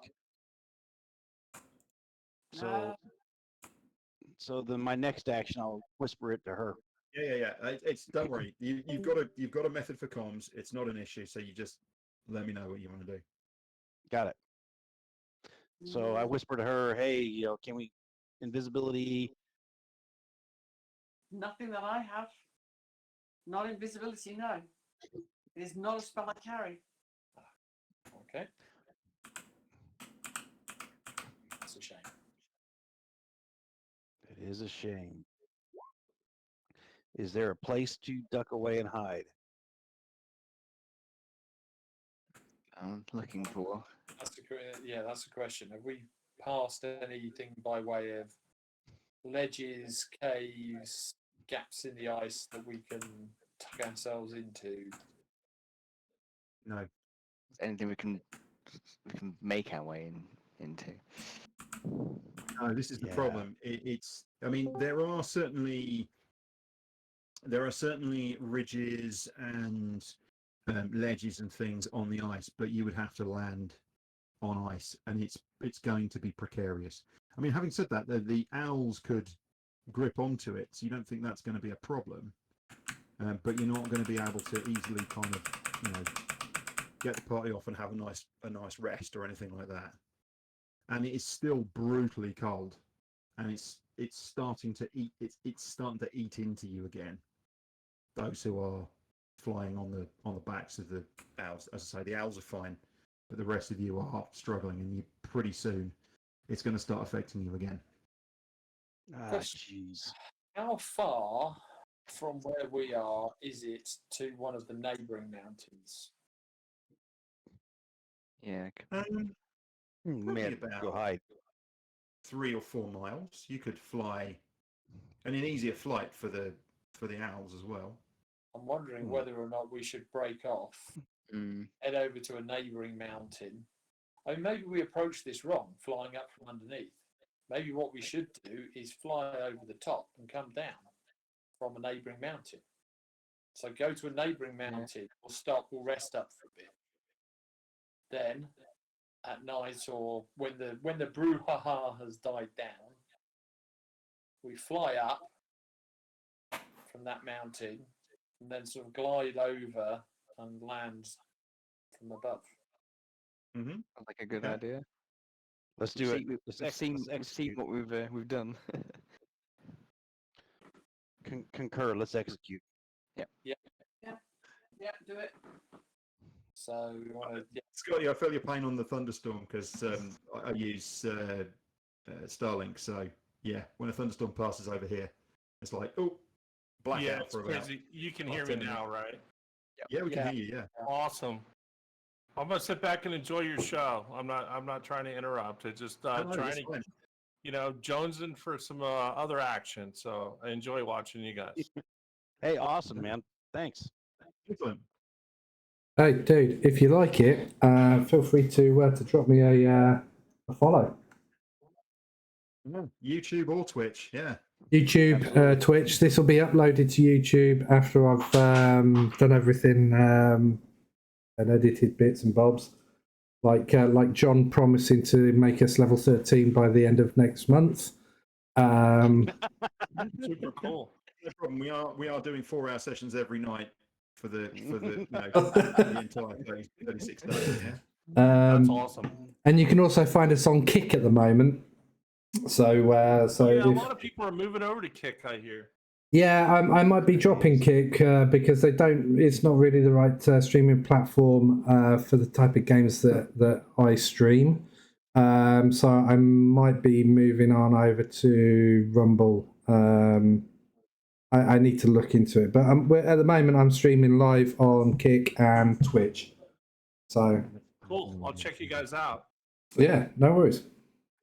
Yeah, there's also follow Anthony as well on YouTube because then you can see our Wednesday night sessions, which are Blaze in the Dark. So Yeah, if you guys just put it in the chat, and then I'll check it out. Absolutely. That's awesome. Thanks, Scotty. All right, enjoy your game. I'm gonna sit back and watch. yes. No worries. Okay, so what are you gonna do then? We're gonna Are you gonna turn and right. So try and get round a bit further round the mountain from where we saw the dragons. yeah? I mean, you're about a third of the way around the mountain from where they were originally. Yeah, and then And you can hear break them. off- You can hear them in the distance, but you know. then break off, head away from the mountain, and head towards the nearest neighbouring mountain. Mm-hmm. Okay. So you're in cloud, and then suddenly you kind of break out of the cloud, and you're in this, and you're in space. You know, you're in clear air, and you're looking. Those who are riding are looking nervously over their shoulders. But the good thing is that once you're out of the clouds, within a minute or two, it starts to warm up significantly. And when you look at the ground, the ice and snow peters out very, very quickly, and you're into this more temperate air. So just being away from the mountain, once you get about a mile away from the mountain, it's a huge difference. And you actually think the cloud is being created by the warm, wet air from the temperate zone. I mean, it's not that warm, but in comparison to the freezing air, meeting the freezing air, and it's causing that cloud layer that sits around the mountain, which when you're further away from it, you realise it's all patchy. It's all the good news for you is that you were able to find slots in it that they did pop out at one point, but beyond that, you're fine. So you basically fly slightly lower to the ground, but you still keep a reasonable height. And then after about 15 minutes or so, you're coming in at one of the other mountains, and you're higher up, and you're actually going to come up onto a sort of a broad rocky plateau that's on top of one of these areas. You are significantly high up here. It's cool. I mean, you know, it's not like being at ground level, and there's a good strong breeze that's hitting you up here as well, but it's still not the brutal freezing cold that you were suffering. In fact, you feel a lot warmer, even though it's actually not very warm at all. And you drop down onto the plateau, and you kind of swing round behind this rock formation that's going to give you cover from the being able to be seen from the mountain behind. And then presumably the owls turn back into their relevant characters. Yep. Well, I do. I'll stay as an owl for the moment until because I can hear conversations and. So you're going to stay owl. How long does the polymorph spell last, by the way, Rob? An hour. I did tell you that we would be flying as best as we can, so that we can get to somewhere within the hour. It ends. Yeah. I mean, we can go up to 28,000 feet as an hour, 60 speed fly, etc. So within the hour, we can get some height, but you know, and Delilah would be aware of that. I'm saying an hour's passed and Yeah. the spell ends, so it's fine. Okay, perfect. Yeah, I mean, you all get off and you sort of stump around and warm yourselves back up, and kind of you think, well, you know, maybe making a fire is just asking for it, just in case the dragons see the fire in the distance. But you know, it's still cool. I mean, it's probably only about 7-8 degrees Celsius, and it's daytime with the sun coming down on you. But it's still a darn sight warmer. And you know, if you think it's going to get below freezing tonight, but at least you can wrap up with that. That's not an issue. But that was like brutal freezing cold, and it was really starting to eat into you. Okay. Guys, you take a look back at the mountain, and in fact, then everybody else sort of, you just kind of you see everyone sees Garvis. He's just stood there looking, and he's got this look. He's kind of got this look on his face, and everyone else comes and looks back at the mountain as well. And it's quite funny because this owl sort of comes and puts his chin on his shoulder like that. And you're looking up at the mountain, and the cloud clears again. So actually, you can see that the cloud around the peak is cleared, and you can see the building on top. And you can see that the larger of the white dragons has landed on the roof of this building, this kind of fortified building. It's not really a castle, but it's a fortified building, and this thing is sat on top of this building, and it is as big, if not bigger, than the building itself. Its tail is off the back, and its massive front legs, claws, are kind of holding on to the corners of this thing, and it's just sitting there, kind of scanning the horizon. Fortunately, you think you're too far away for it to notice you, but you can see it because it's so bloody massive. So we now know that its lair is elsewhere. It's too big. Well, they can polymorph, can't they? Ancient worms. Probably so. You're right. The thing is, its lair, you figure, must be inside the mountain somewhere. There must be an entrance somewhere that you didn't see that allows it to get inside the mountain, because there's plenty of space inside that mountain for something that size. Yeah, probably. May have been there before. May have been dug out by the Durgal.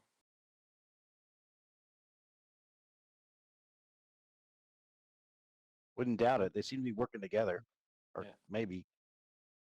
Just asking the question. I'm standing on a cliff looking across at this building. Yeah. Does this viewpoint look familiar? It gives you a distinct feeling of deja vu, yes. Ah, jeez. It's identical, but it's very close. And certainly the angles are identical. You're basically looking at the front of this what you're actually doing is you're looking at the front. You're kind of looking at a 3/4 view, the front and the right-hand side of this building, which is the first time you've seen it from this angle. You know, as in properly from the ground. Great. Okay, so we're all going to huddle round because somebody's made a fire. Yeah, Elira's cast. I know. Elira's fire, cast no something to warm the ground without any flames or lights or anything. I'm going to use all of the spells that I know to basically keep us protected and healed up. Delilah is going to use all of her spells to make sure that the atmosphere doesn't change, so that we've got nice warm again. I'm just wondering how Garvis is going to spend all of his all of his points. Why? Yeah. Might think about doing so. I've actually got Garvis, and I can't reach it with my spells. I've actually got a sore bit just below my neck, between my shoulder blades, which is where my wings were. Because your fucking codpiece is too big and slightly sharp. You need to get it shaved down slightly. I'm sorry that riding you so hard left you a bit sore. Yes, I should think so too. Next time. Here we I've go. got an ointment for that if you want it. You should have used it before you did it. And then we all go to sleep and we wake up level 12. See what John has to put up with. Oh, Yeah, indeed. By the way, I'm just having a quick look at the armor, and the armor does not actually have a cod piece. Then he had a mighty erection. Oh no. Very good. Yes. I look around behind us. Does this surface look like there might be a entrance of some sort, hidden or otherwise? You see, that picture really doesn't help, does it?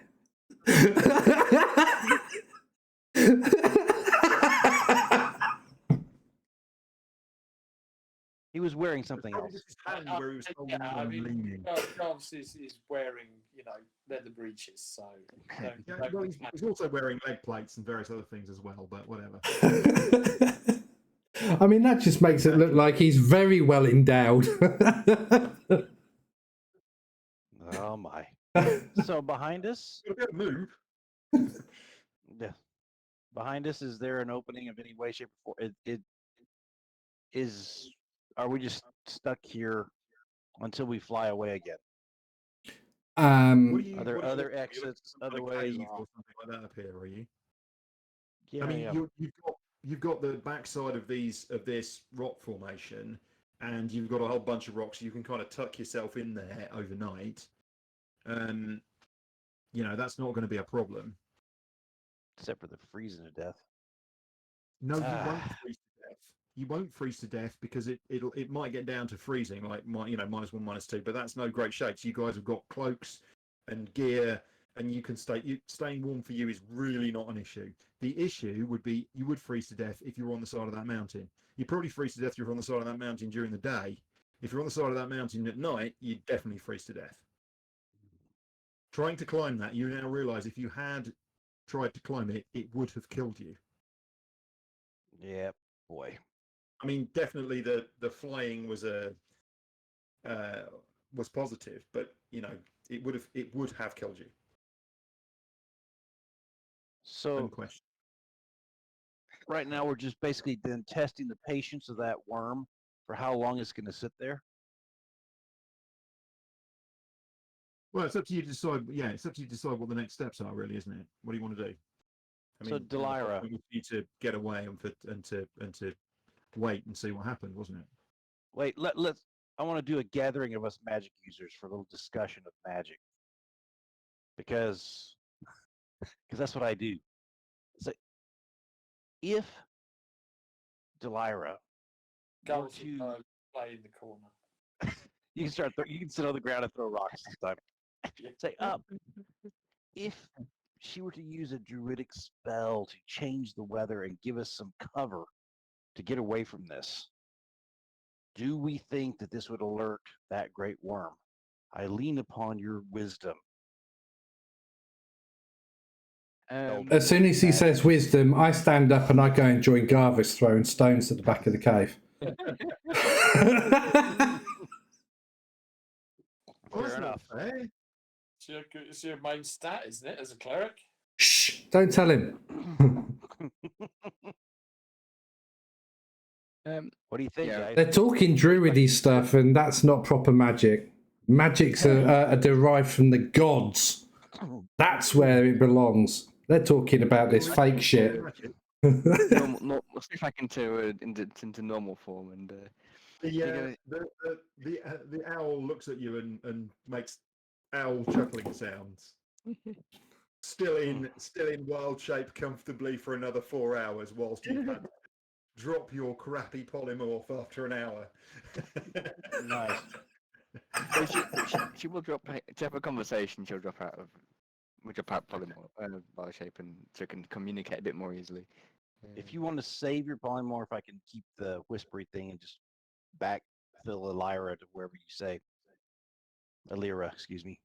Yeah, kind of. So, I mean, it's like I think I did mention before, but trying the weather thing.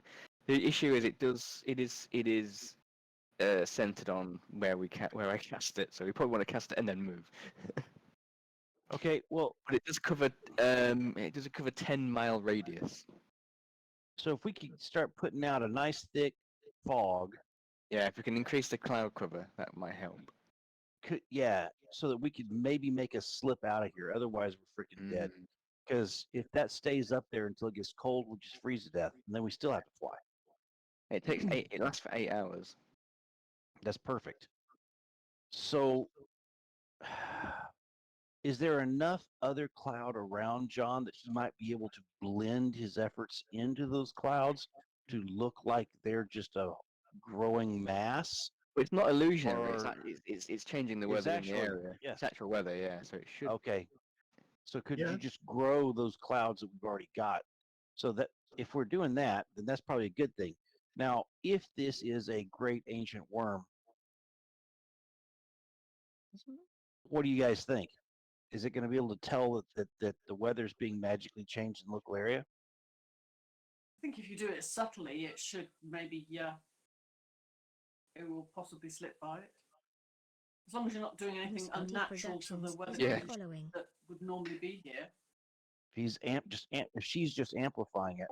Yeah. Mm. Thank you for the follow, DM I Sky. thought It's that been an you just absolute pleasure and amplified delight. when it with would us. seem reasonably natural.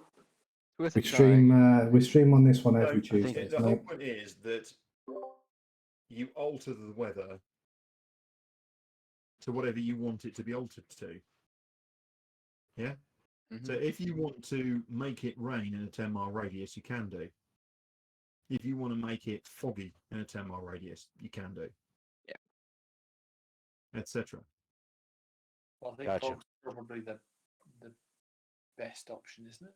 But obviously you've got this completely weird circumstance where you've got this mountain in the distance that's within, it's 3 miles away from where you are, right? So you've got 3 miles away, you've got this mountain, and it's this basically this, ice pole sticking up in the air of intense cold, right? Because of the effect of the great white worm and its compatriots. Great. So if we're going to have to work our way up to the bottom fighting Durgar, do we just go to the same place we were, or do we think that there's another entrance, possibly? Is it worth trying to send a smaller version of one of you guys to go do a reconnaissance to try and find that? As long as we don't waste the day and freeze to death before we can Yeah. I mean, cast weather and polymorph. do a scout round, a flying scout round with someone. See if there's another Durgar entrance that we can take. This is where I'm thinking something like a peregrine falcon or something for our guy, and just go and stay as hidden as possible. Something with If great. there's if there's a dwarf with boots of flying zipping along, that's probably not what we want to do at this point. A little obvious. Yeah, a little obvious.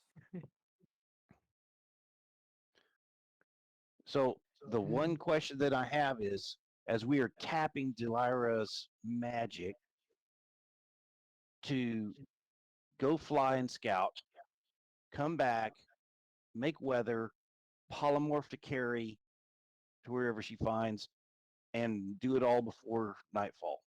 Is that something you can do? Yeah, I've got another 4 hours of this wild shape. I think the weather takes 6 D10 minutes to form, so it's going to be up to an hour, and then So I've the got another last- wild shape with 5 hours for 5 more hours. So the last question is, what time of day is it? It is now late afternoon. Got to get this Evening going. time. Okay. Well, then the dragon's probably going to go off. So it's going to go have some crumpets and stuff. Yeah. Some nice, tasty elves that it just caught from the forest. All right, we've done the best possible plan we can. Let's execute. What do you think? Yeah. Mhm. Go for it. Awesome, team. Good luck, Delara.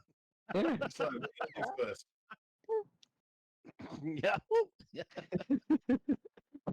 We'll go scout, never fly around and see what I can find. Okay. So, what are you looking for particularly? Well, I think the people that they'll have been talking to and saying exactly what we're after, like entrances and anything that's of interest in terms of location that's going to help us on Are our. you going around the mountain? Are you going around the White Peak, or are you going to go around where you are at the moment? Are you looking where you are, where you're currently situated, or are you going, skirting around? Which direction are you going in? Where are you going, etc.? I don't know. That wasn't mentioned. I mean, I know they mentioned about Durgar entrances, but I'm not sure we'd see any this high up on a peak.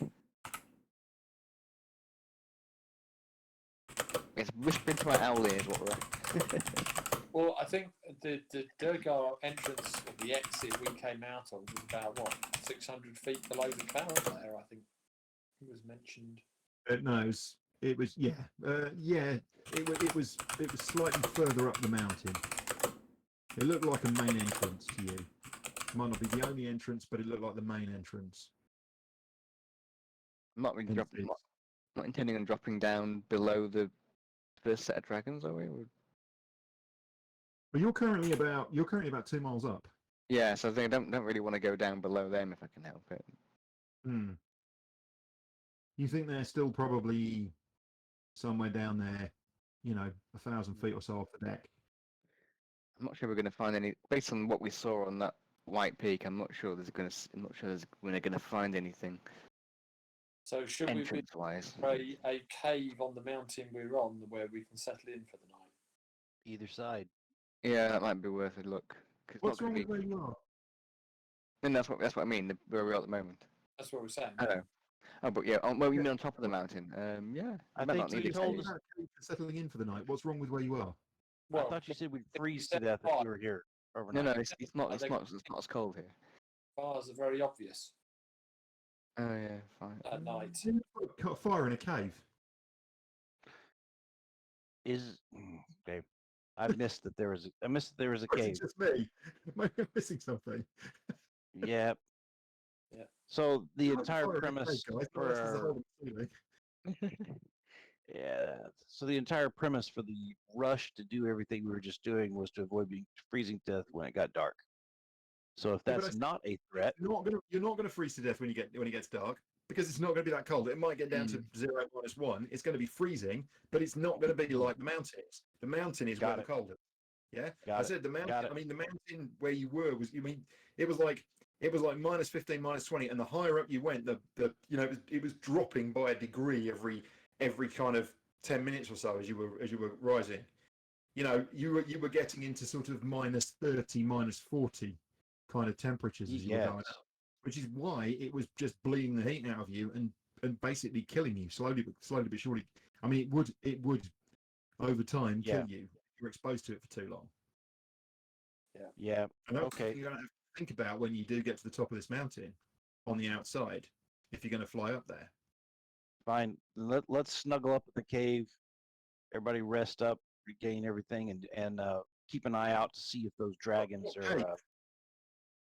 I thought you said there was a cave. Now I'm No, completely I confused again. said at the back of the rocks, behind the rock formation, there was a whole bunch of rocks that you could kind of settle down inside.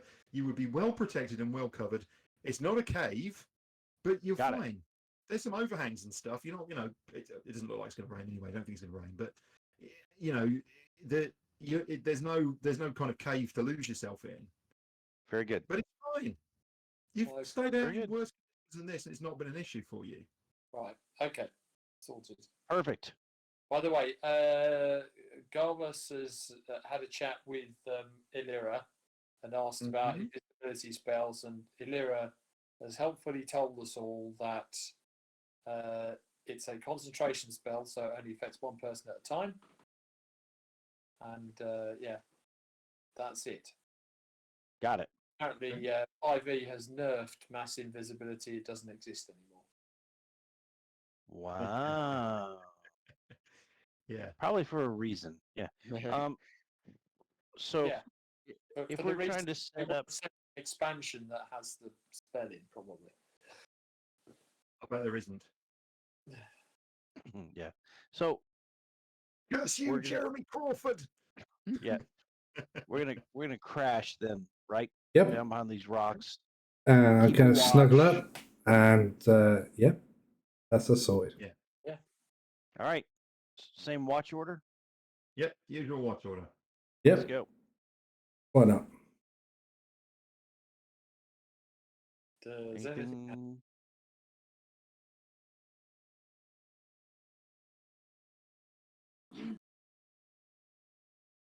Oh, but of course.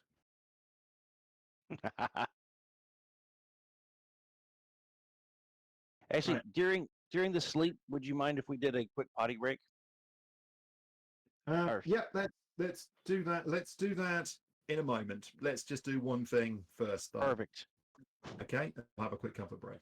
So, Mugsy, as usual, takes first watch. And Mugsy is so bored as per usual. Hangs around the rock. And then he kind of sneaks around the rock. He looks around the rock, and then he sneaks back around the other side of the rock, and he looks around the rock. It's actually quite a while. It takes quite a while to walk, which is this huge rock formation that's sort of thrusting up. And then he thinks, I'm so smart. And then he kind of scrambles up the rocks because it's really easy for him to climb. And then he comes back down. And then he goes to the left, and he looks around the rock, and he sees that the dragon is taken to the air. And he freezes and looks because he definitely doesn't want to be moving when that thing's looking about. Nope. And it flies around, and then the smaller but still large dragon comes out and is flying around, and the big dragon slides off the back of the mountain and disappears down into the mist behind the building somewhere. I assume I'm within 120 feet of Garvis. Yeah, I mean, you can still see Garbus from where you. So the whisper goes to him about what's happening, and then I will stay non-moving all the way through the comfort break. All right. Okay. Okay, see you just a minute. Minutes. Back in a minute. And there we have it, guys. We'll be right back after everybody's finished doing their ablutions.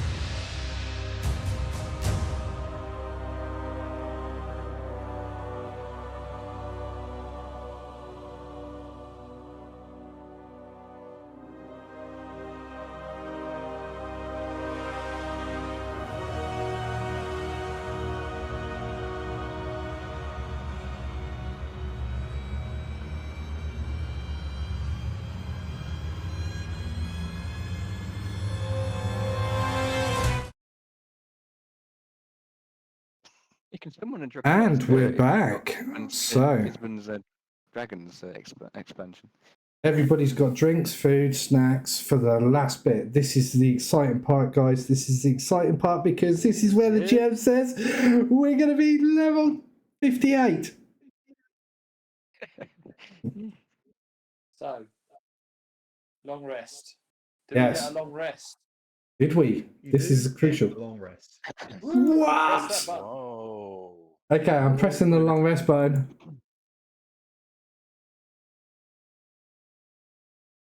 I've taken a long rest. Relevant abilities have been reset. Whoop, whoop. Okay, now the question is, are we now at level 11?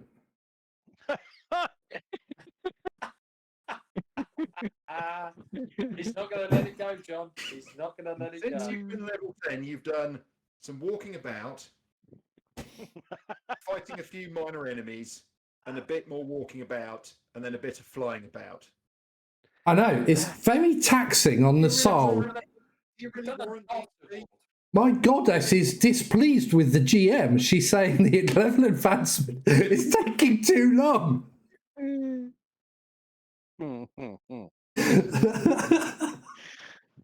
I say we just take down that ancient white dragon.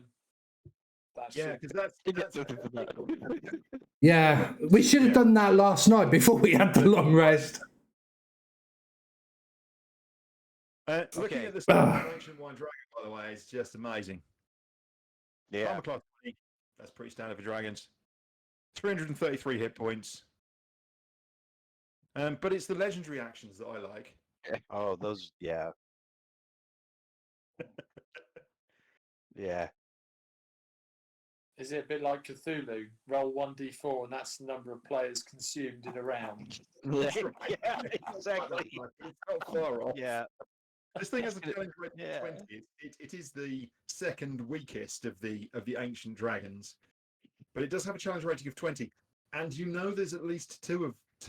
There's another big one Somewhere. Yeah, and some little ones. and two smaller ones, and probably a bunch of unhappy Durgar at the same time. Jeez, Yeah. I think it's been reading up on its cleaving through creatures ability while we've been sleeping. What are we doing here again? Yeah. Is there another one of those axioms we can go screw about with for a while and then come back? No, this is the last one. You decided in Oh, your infinite wisdom jeez. to go and do the other one first before you did this one. So Yes, we the other did. one. The other one supposedly was more difficult to get than this one. This one's yeah, this I one we're increased probably the supposed to difficulty of this one. Although this was still always going to be difficult, but you know. we probably we're supposed to sneak the entire way. Oh, well. Remember, difficulty does also rely on the expectation that the party are going to act in a rational manner and not. When have we ever done that? I was going to say, fuck, we'll never get to a level 11. How long have you been playing with us? Yeah, I mean, you're supposed to know the abilities. 30 years, as it turns out. No, 20 years. And you don't know that we're fucking everything up as we go along. Hey, natural 20. Well done. Course of action. You decided that the wisest course of action is to leave and come back another time when you're much stronger. Yes. Nah, fuck it. Let's go for it. Let's go for it. Let's obscure them. You are facing the reality that you know, you can't fight a battle against these things. You can't fight them face to face. I wonder if I can modify the ancient dragon's memory. Okay. Yeah, So we've got to get only down. have to make what a DC 15 Wisdom save. Yeah, Yeah. Okay. yeah. What do you think Okay. is plus Wisdom save? Nah, not much. It's a dragon. So Okay. before we burn this time out, yeah. Go ahead, Jarvis. Sorry. Yeah. So, based on the overnight watches that people have done and what's happening at the moment, is there basically this either the ancient dragon or the slightly smaller dragon Adult. It's an adult. there all the time? Yeah. So the ancient dragon sat on the thing until halfway through Mugsy's Mugsy's watch, and then it swapped for the other one, and the other one is still sat there. Now it's not sat on the building, but it is sort of wandering about on the mountaintop. Wandering about on the mountain. It is wandering. It sits down at a corner and then it moves, and then it sits down at a corner. So it's moving every half an hour or so. It's been wandering about all night. You get the distinct impression, and you can still hear noises and stuff from below. You get the distinct impression that there's a much higher degree of watch and watchfulness. And then in the morning, when you're all kind of deciding what it is you're going to do, the big one turns up again, and the big one and the ancient and the adult are both hanging out. Having said that, this adult, you say I say it's an adult dragon. It's smaller than but you're not quite sure whether it's an adult or possibly a slightly younger ancient. You're not entirely sure. The thing is, either way around, taking those dragons on is going to be face to face. Is just going to be practically impossible. Suicide. So what you need is a strategy that allows you to get around them. So we've got to work our way up through the Durgar, and then sneak into the building up top. Any other thoughts? Even if we Lure land on them? top of the mountain, we're still going to be exposed. And who's to say the building isn't magically protected or sealed or something? So we could be up there for. I don't know. We need to find a way in without being seen. I mean, I'd rather take on the Durgar than the dragons, to be honest. Yeah. Fair enough. At least we've got some useful information. We've managed to get up and see that we've got at least 4 dragons, and we're still alive. So this is good. The thing is, you heard coming up that corridor, you heard somewhere between 30 and 40 pairs of boots. Yeah. And that's going to be a tough ask.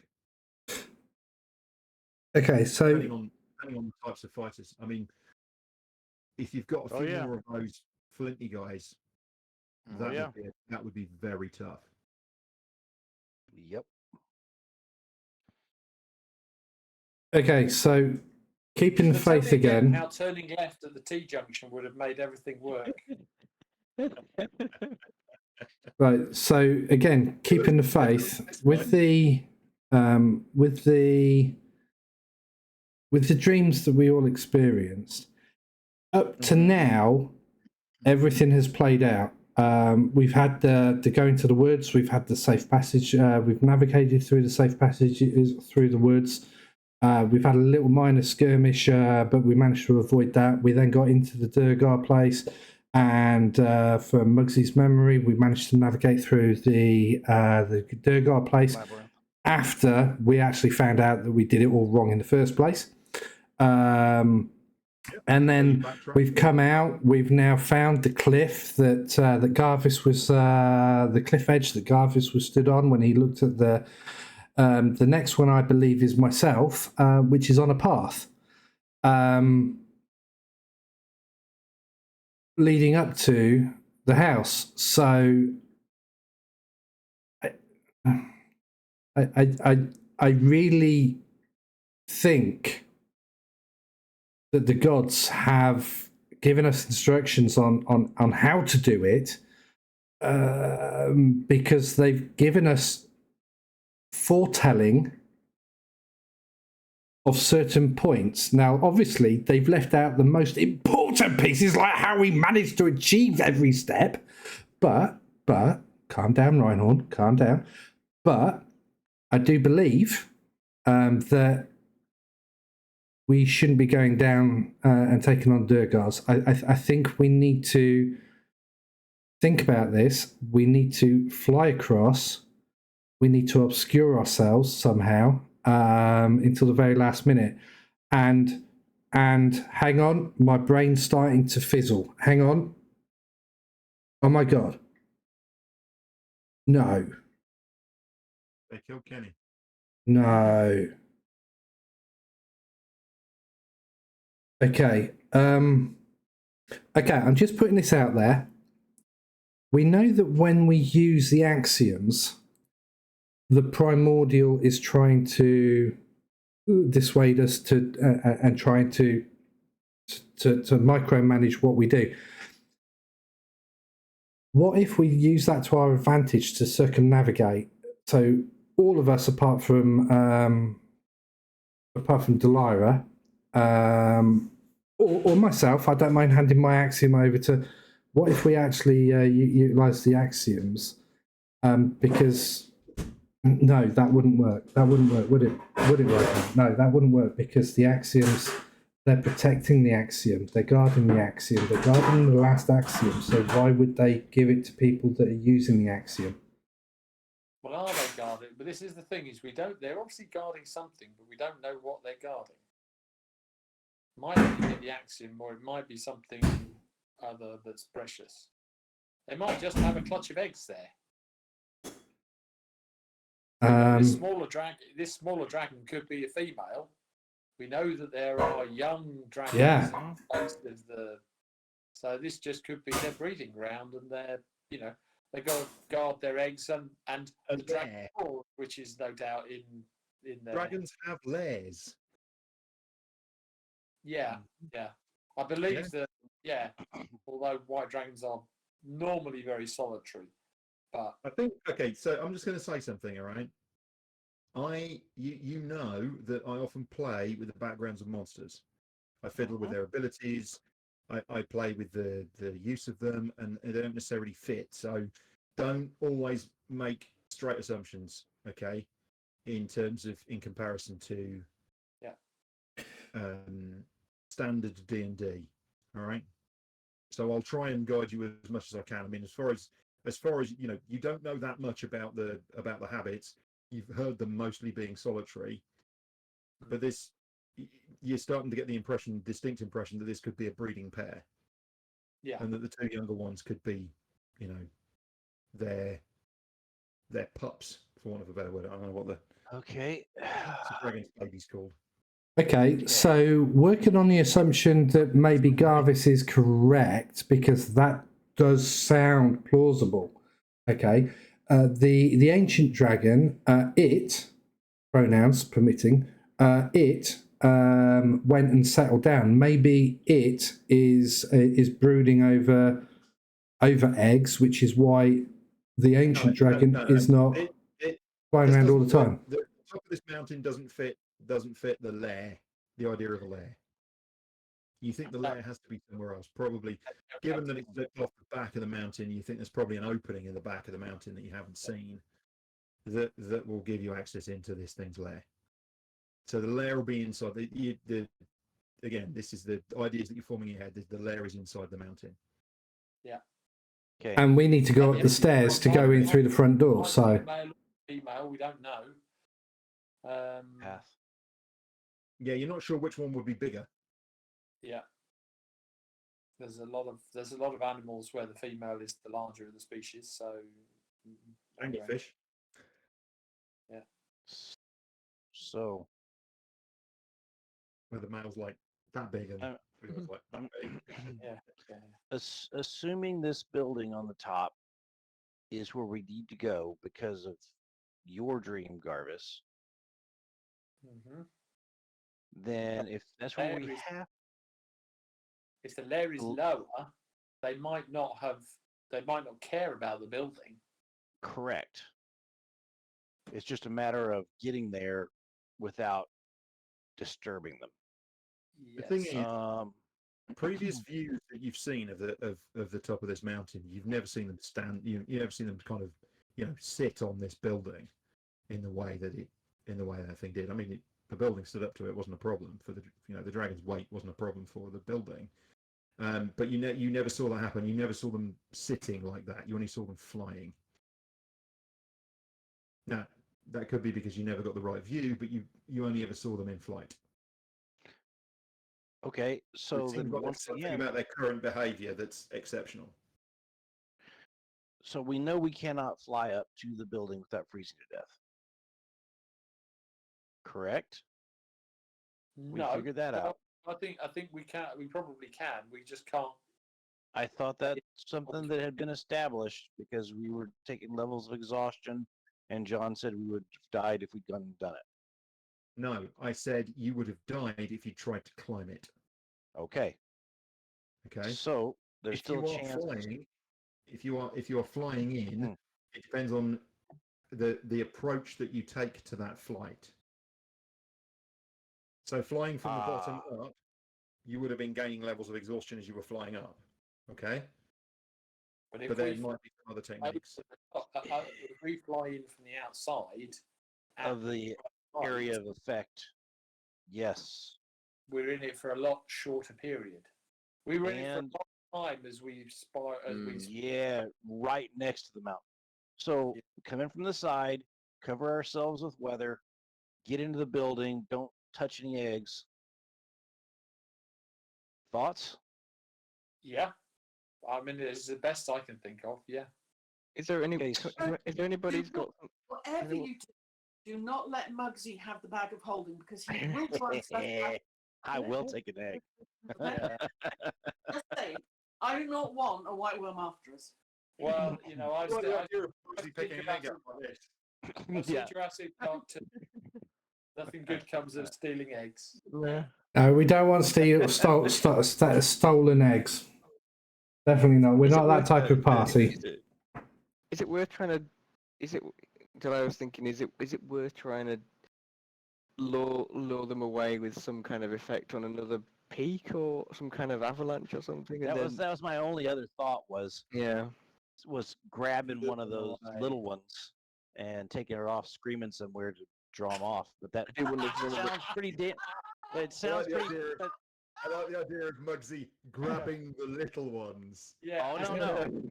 Hang on. Would not have been me. It would have been Gorilla Rhinehorn. Mugsy, you know, it's like Yeah. It's like 9 feet long, and it's got claws, and it's sharp, and it will eat you. No. You'll get the taken speech and draconic down in a message. Oh yeah. No. This would have been No. polymorphed Rhinehorn and other people in their giant shapes. But Trust me, Mugsy. It's just too dangerous. That's just a no. It's like the old joke, isn't it? About the goblin that comes up to you and goes, and then goes, and you realise it's a polymorph dragon. Yeah. Ah, yes. Okay. Yeah. So to put this into effect, do we stay hidden for a couple of days to let everything calm the heck down, or do we just do it tonight when no one's paying any attention? I think we want to. My vote would be keep an eye on them, and if we can see them relax a bit and drop their alertness, then we go. Yeah, I mean, we're not on a particular clock. A couple of days would seem reasonable. You have what you need. You can take a few hours to scout around comfortably and find somewhere else which is a little bit further away, where you can, have a fire, or certainly, don't you have like heat food and stuff like that? You got various spells for survival and things anyway, haven't you? Mm-hmm. You could do a bit of hunting. You could certainly find a cave that might be a little bit warmer. I mean, it wasn't terrible. You all survived fine through the night. There's no issues. But you might want somewhere that's a little bit warmer, just in case, just a bit under cover. The far side of the mountain that we're on, the side away from the. Yeah, I mean, you basically take some time to trek around on this plain, and you find basically you're up on this. It's kind of almost like a mesa. It's like it's a flat-topped area. It's very tall. It is a mountain, but it's fairly flat. And you work around this, and you look for an area, and you find a shallow cave that's kind of comfortable, that doesn't have anything in it, which is kind of handy. You hunt up a few birds, take a few birds out of the sky with Mugsy's bow without too much difficulty. You're able to make a fire in a position where it won't be seen from the mountain by the dragons.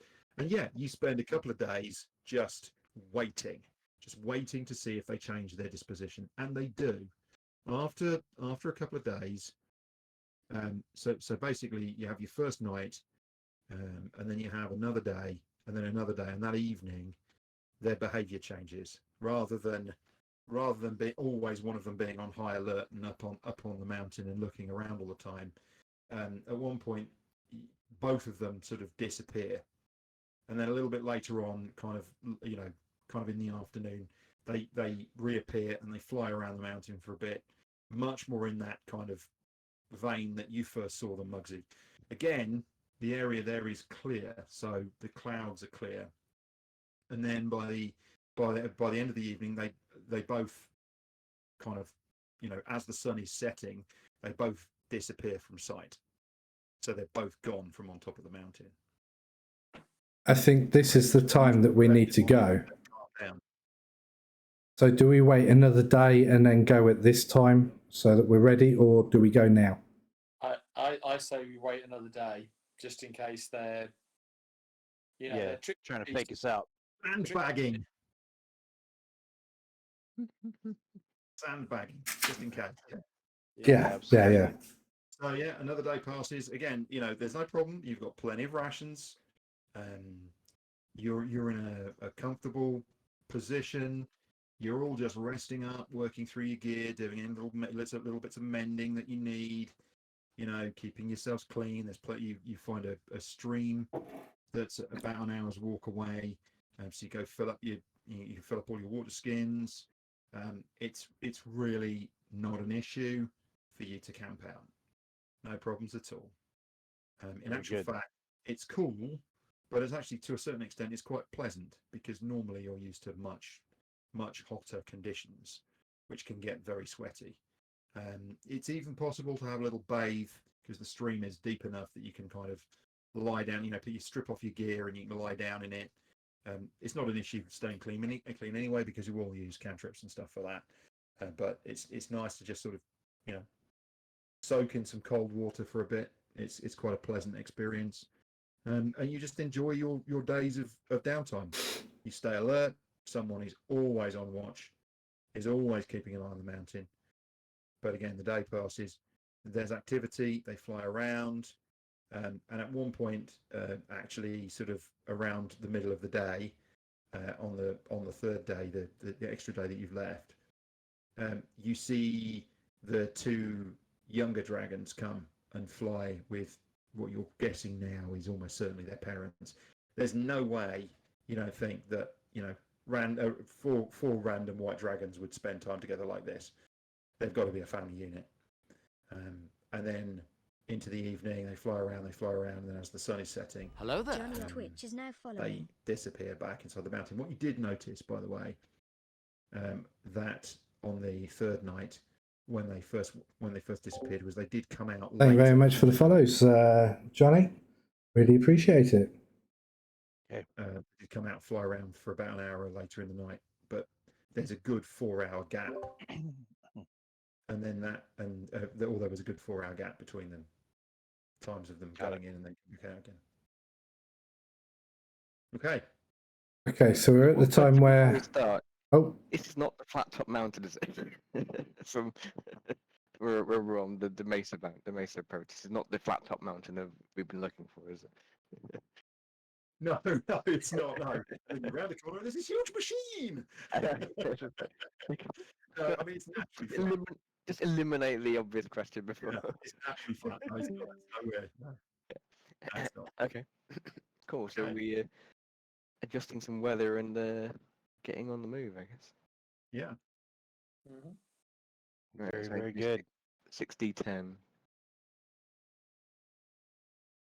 Yeah, roll me 60-10.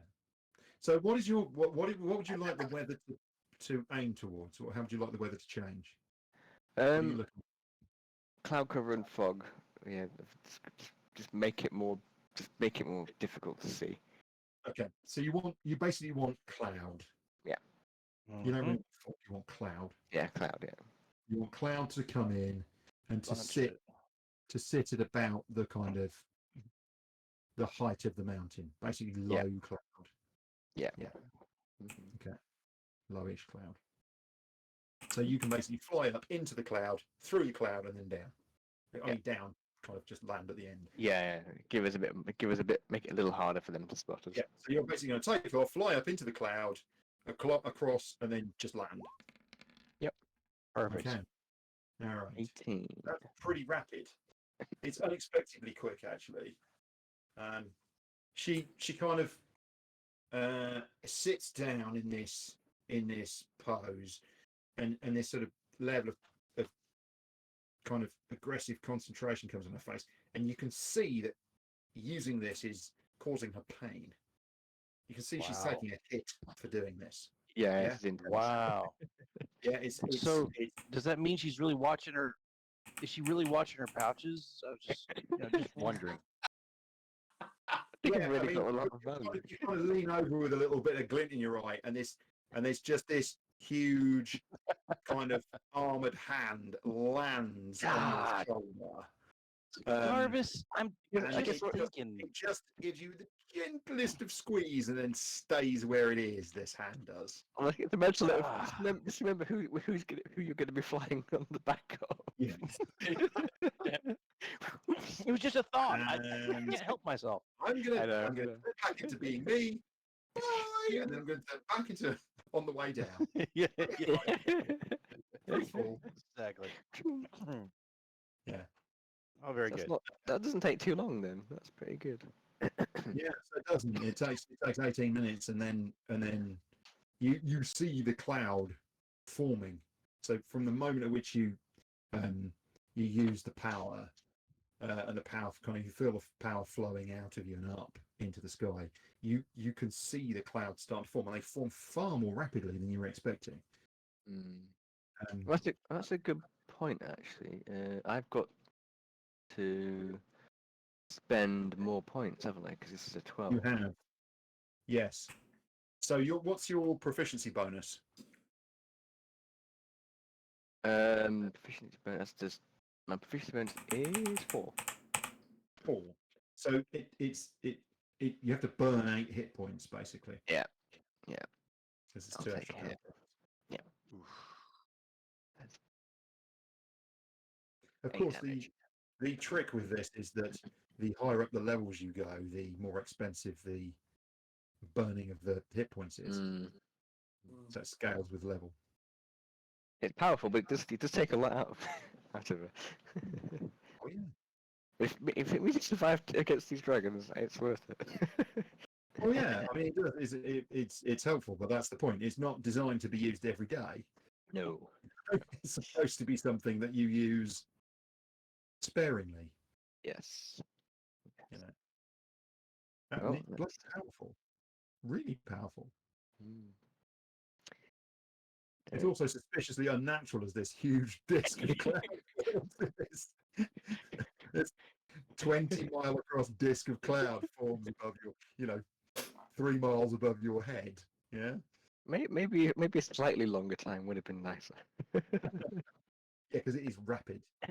Formation is rapid, and these clouds are just sort of sitting there. Right. Are you ready? You're flying like before, yeah? Giant owl again. Yeah. I'll pass for that trace before owl again. Just Yep. give us another hour of that. Yep. That's fine. He's got it. He's gone. He's gone. All right. Are we ducking into the clouds, or what are we doing? Yep. All right. Well, what you do is you spiral up from where you are. So you basically climb from where you are, because this cloud has now covered the top of the mountain. Okay. So now the mountain is surrounded by this cloud. Okay.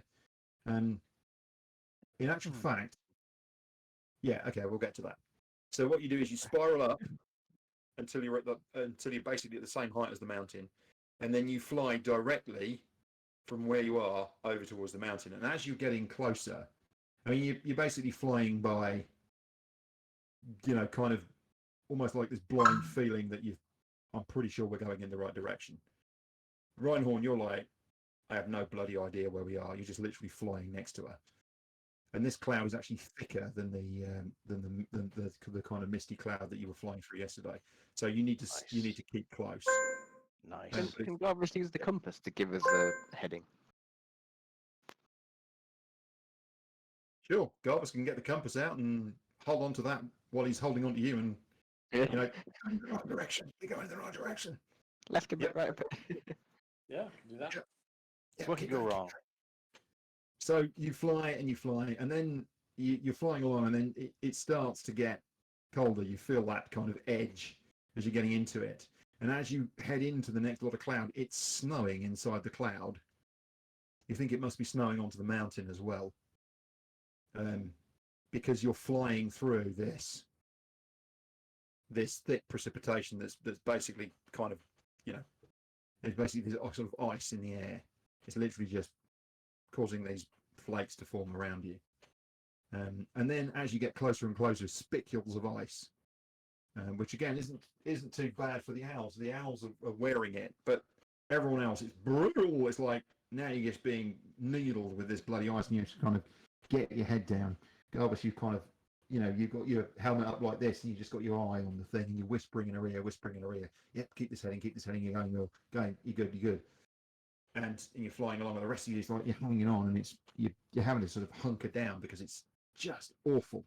You know, you're flying through this brutal, smashing kind of tiny little pieces of sharp ice that are flying. You know, and any exposed bit of skin, they're just pinging off, and they're, you know, horribly uncomfortable. And the vile. I mean, it's the worst cold you've ever experienced. You know, every breath is just like being needled in the lungs. It's awful. It's just horrible. And then suddenly, abruptly, rising up out of the cloud in front of you, oh shit, it's a building. And you literally, both of you kind of have to brake. You lift your wings up and brake hard, and you skid to a halt. And you're on this sort of flat bit of beautifully tiled ground in front of this building, and the building is, you know, not 10 yards away from you, and there's this beautifully carved white stone steps leading up to this colonnaded building in front of you with this big heavy double doors. Delara vision. Oh no, sorry, Reinhorn's vision. Tick. There we go. So Let's get the heck in. yeah. If you are an owl, you're fine. If you're not an owl, you need to take a level of exhaustion. Exhaustion. I've already got it. I don't know why. I had it. It disappeared. It came back. It's really confusing what happens with D&D Beyond. You got 11. Obviously, you recovered previously, but you're all taking a level. I'm gonna use That's fine. ability. Ditto. Yeah, me too. I'm using the ability to get rid of it. Yeah. And let's get in. Let's get in. Okay.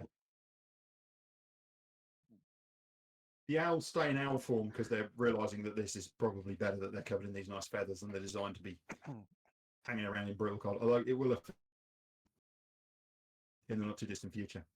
How long have we taken to get here? Out of interest.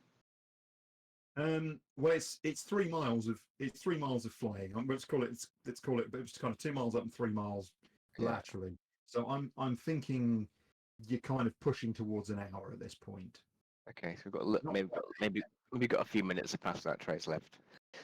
Yeah, you got a few minutes past that trace, and you got a few minutes of the polymorph left. You got about 5 minutes of each left. Okay. So you all hustle up to the door. These big double doors, and of course they're locked, aren't they? No, because we pick Mugsy up and we just put him in the lock so he can tinker with it. Do you want to stop there? Or do you want to go through the lock opening? I'm perfectly Well, I happy thought with you that. might just open the door. Yeah, is it going to take you 12 minutes to find your lockpicks on D&D Beyond to make the roll? Almost. 7 minutes. Almost. Well, I can also cast knock. Oh well, there we go. There you go. Do that. No, wait until Mugsy gets his lockpicks out and puts them in the lock and then casts it. Yeah, no. Use tool. Hey, Okay. you called yourself a tool, mate. Yeah. All right. So Mugsy plays. I got the first time, Larry. It's okay. I know. So Mugsy playing with a lock, and Illyria just kind of goes, and he goes click, Okay. and he shoves the door, and it goes rattle, rattle, rattle, rattle, Dang it! and Illyria just goes poof and casts knock, and there's a click clunk, Nice. and then you barrel the door, and the door opens. These are huge armored doors. Okay, they're 15 feet wide and about 25 feet high. They're massive, Okay. right? Very Size good. for an ancient golden dragon, perhaps. And you shoulder barge it. You basically, it was barred behind, so there was an enormous bar, but the bar has now been broken by Illyria's knock spell. And Garvis, you're able to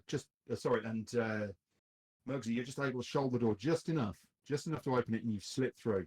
And everyone else comes in behind you and pushes the door just that little bit, and it's just wide enough, that gap wide enough. And you walk into the room, all of you pile in, and you kind of instinctively, all of you kind of lean back against the doors and just close them behind you. So there's clunk, and it's warmer in here, noticeably. Yeah, it's not warm. Warm would be the wrong term.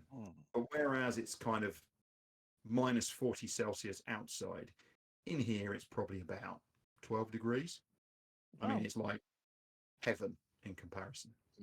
You find yourself stood in this huge entrance hall. The ceiling above you rises to about 80 feet, and there are a series of beautifully carved white columns along in a row in front of you, to the left and the right. The room itself is about 150 feet wide and about 200 feet long. And it is absolutely stunning. The columns are holding up arched parts of the ceiling that the whole is holding up. And although the columns are white right the way up to where they meet the arches themselves and the ceiling are painted in this beautiful dark blue with gold stars picked out across the whole thing. The entire vault of the heavens replicated inside the building. Beautiful mosaic tiles in swirling patterns fill the floor. It's incredible. And Illyria, This is recognize really, yeah. and I that's wonder where if those stars are real gold. I wonder if those stars are real gold. Anyway. Lick it, find out. Awesome. All right, Thanks, John. Nice. Yeah, perfect. Everyone. And Thank you. most of you guys tomorrow. Yep. Awesome. Thank you guys. See you tomorrow. Yeah, Bye. we'll pick up. Yeah, see you tomorrow for Blades in the Dark, guys.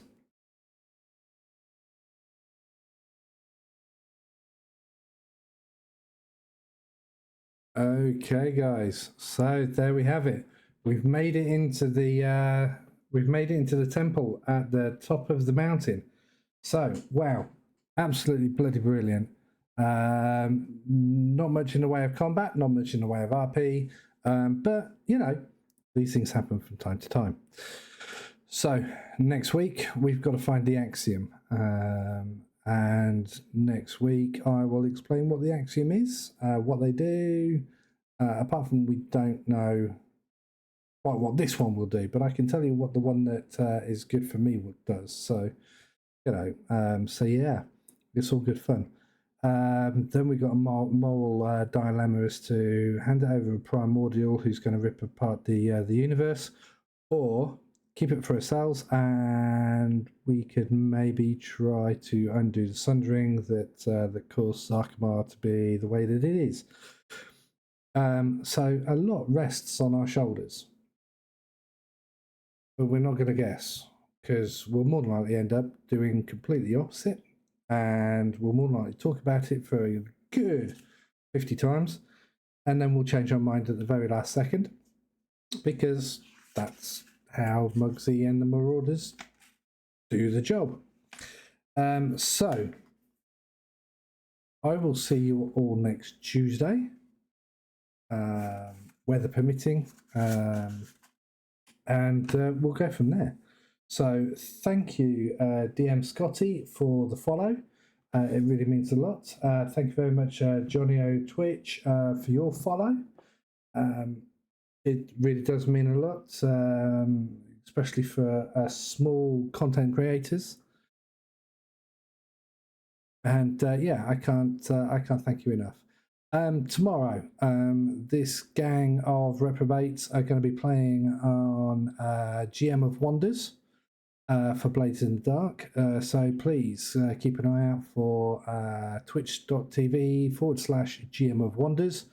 Give them a shout out and come along and have a look. Completely different type of game, and a lot more simplified, I would say, than D&D. Because with D&D, you've got lots of options. So drop him a like and drop him a follow. He needs it. He really does. Bless him. Okay, so till then, take care and peace out. And why do I look like I'm going cross-eyed? Oh, I've got the light on and everything. Honest. Catch you later. Ciao now.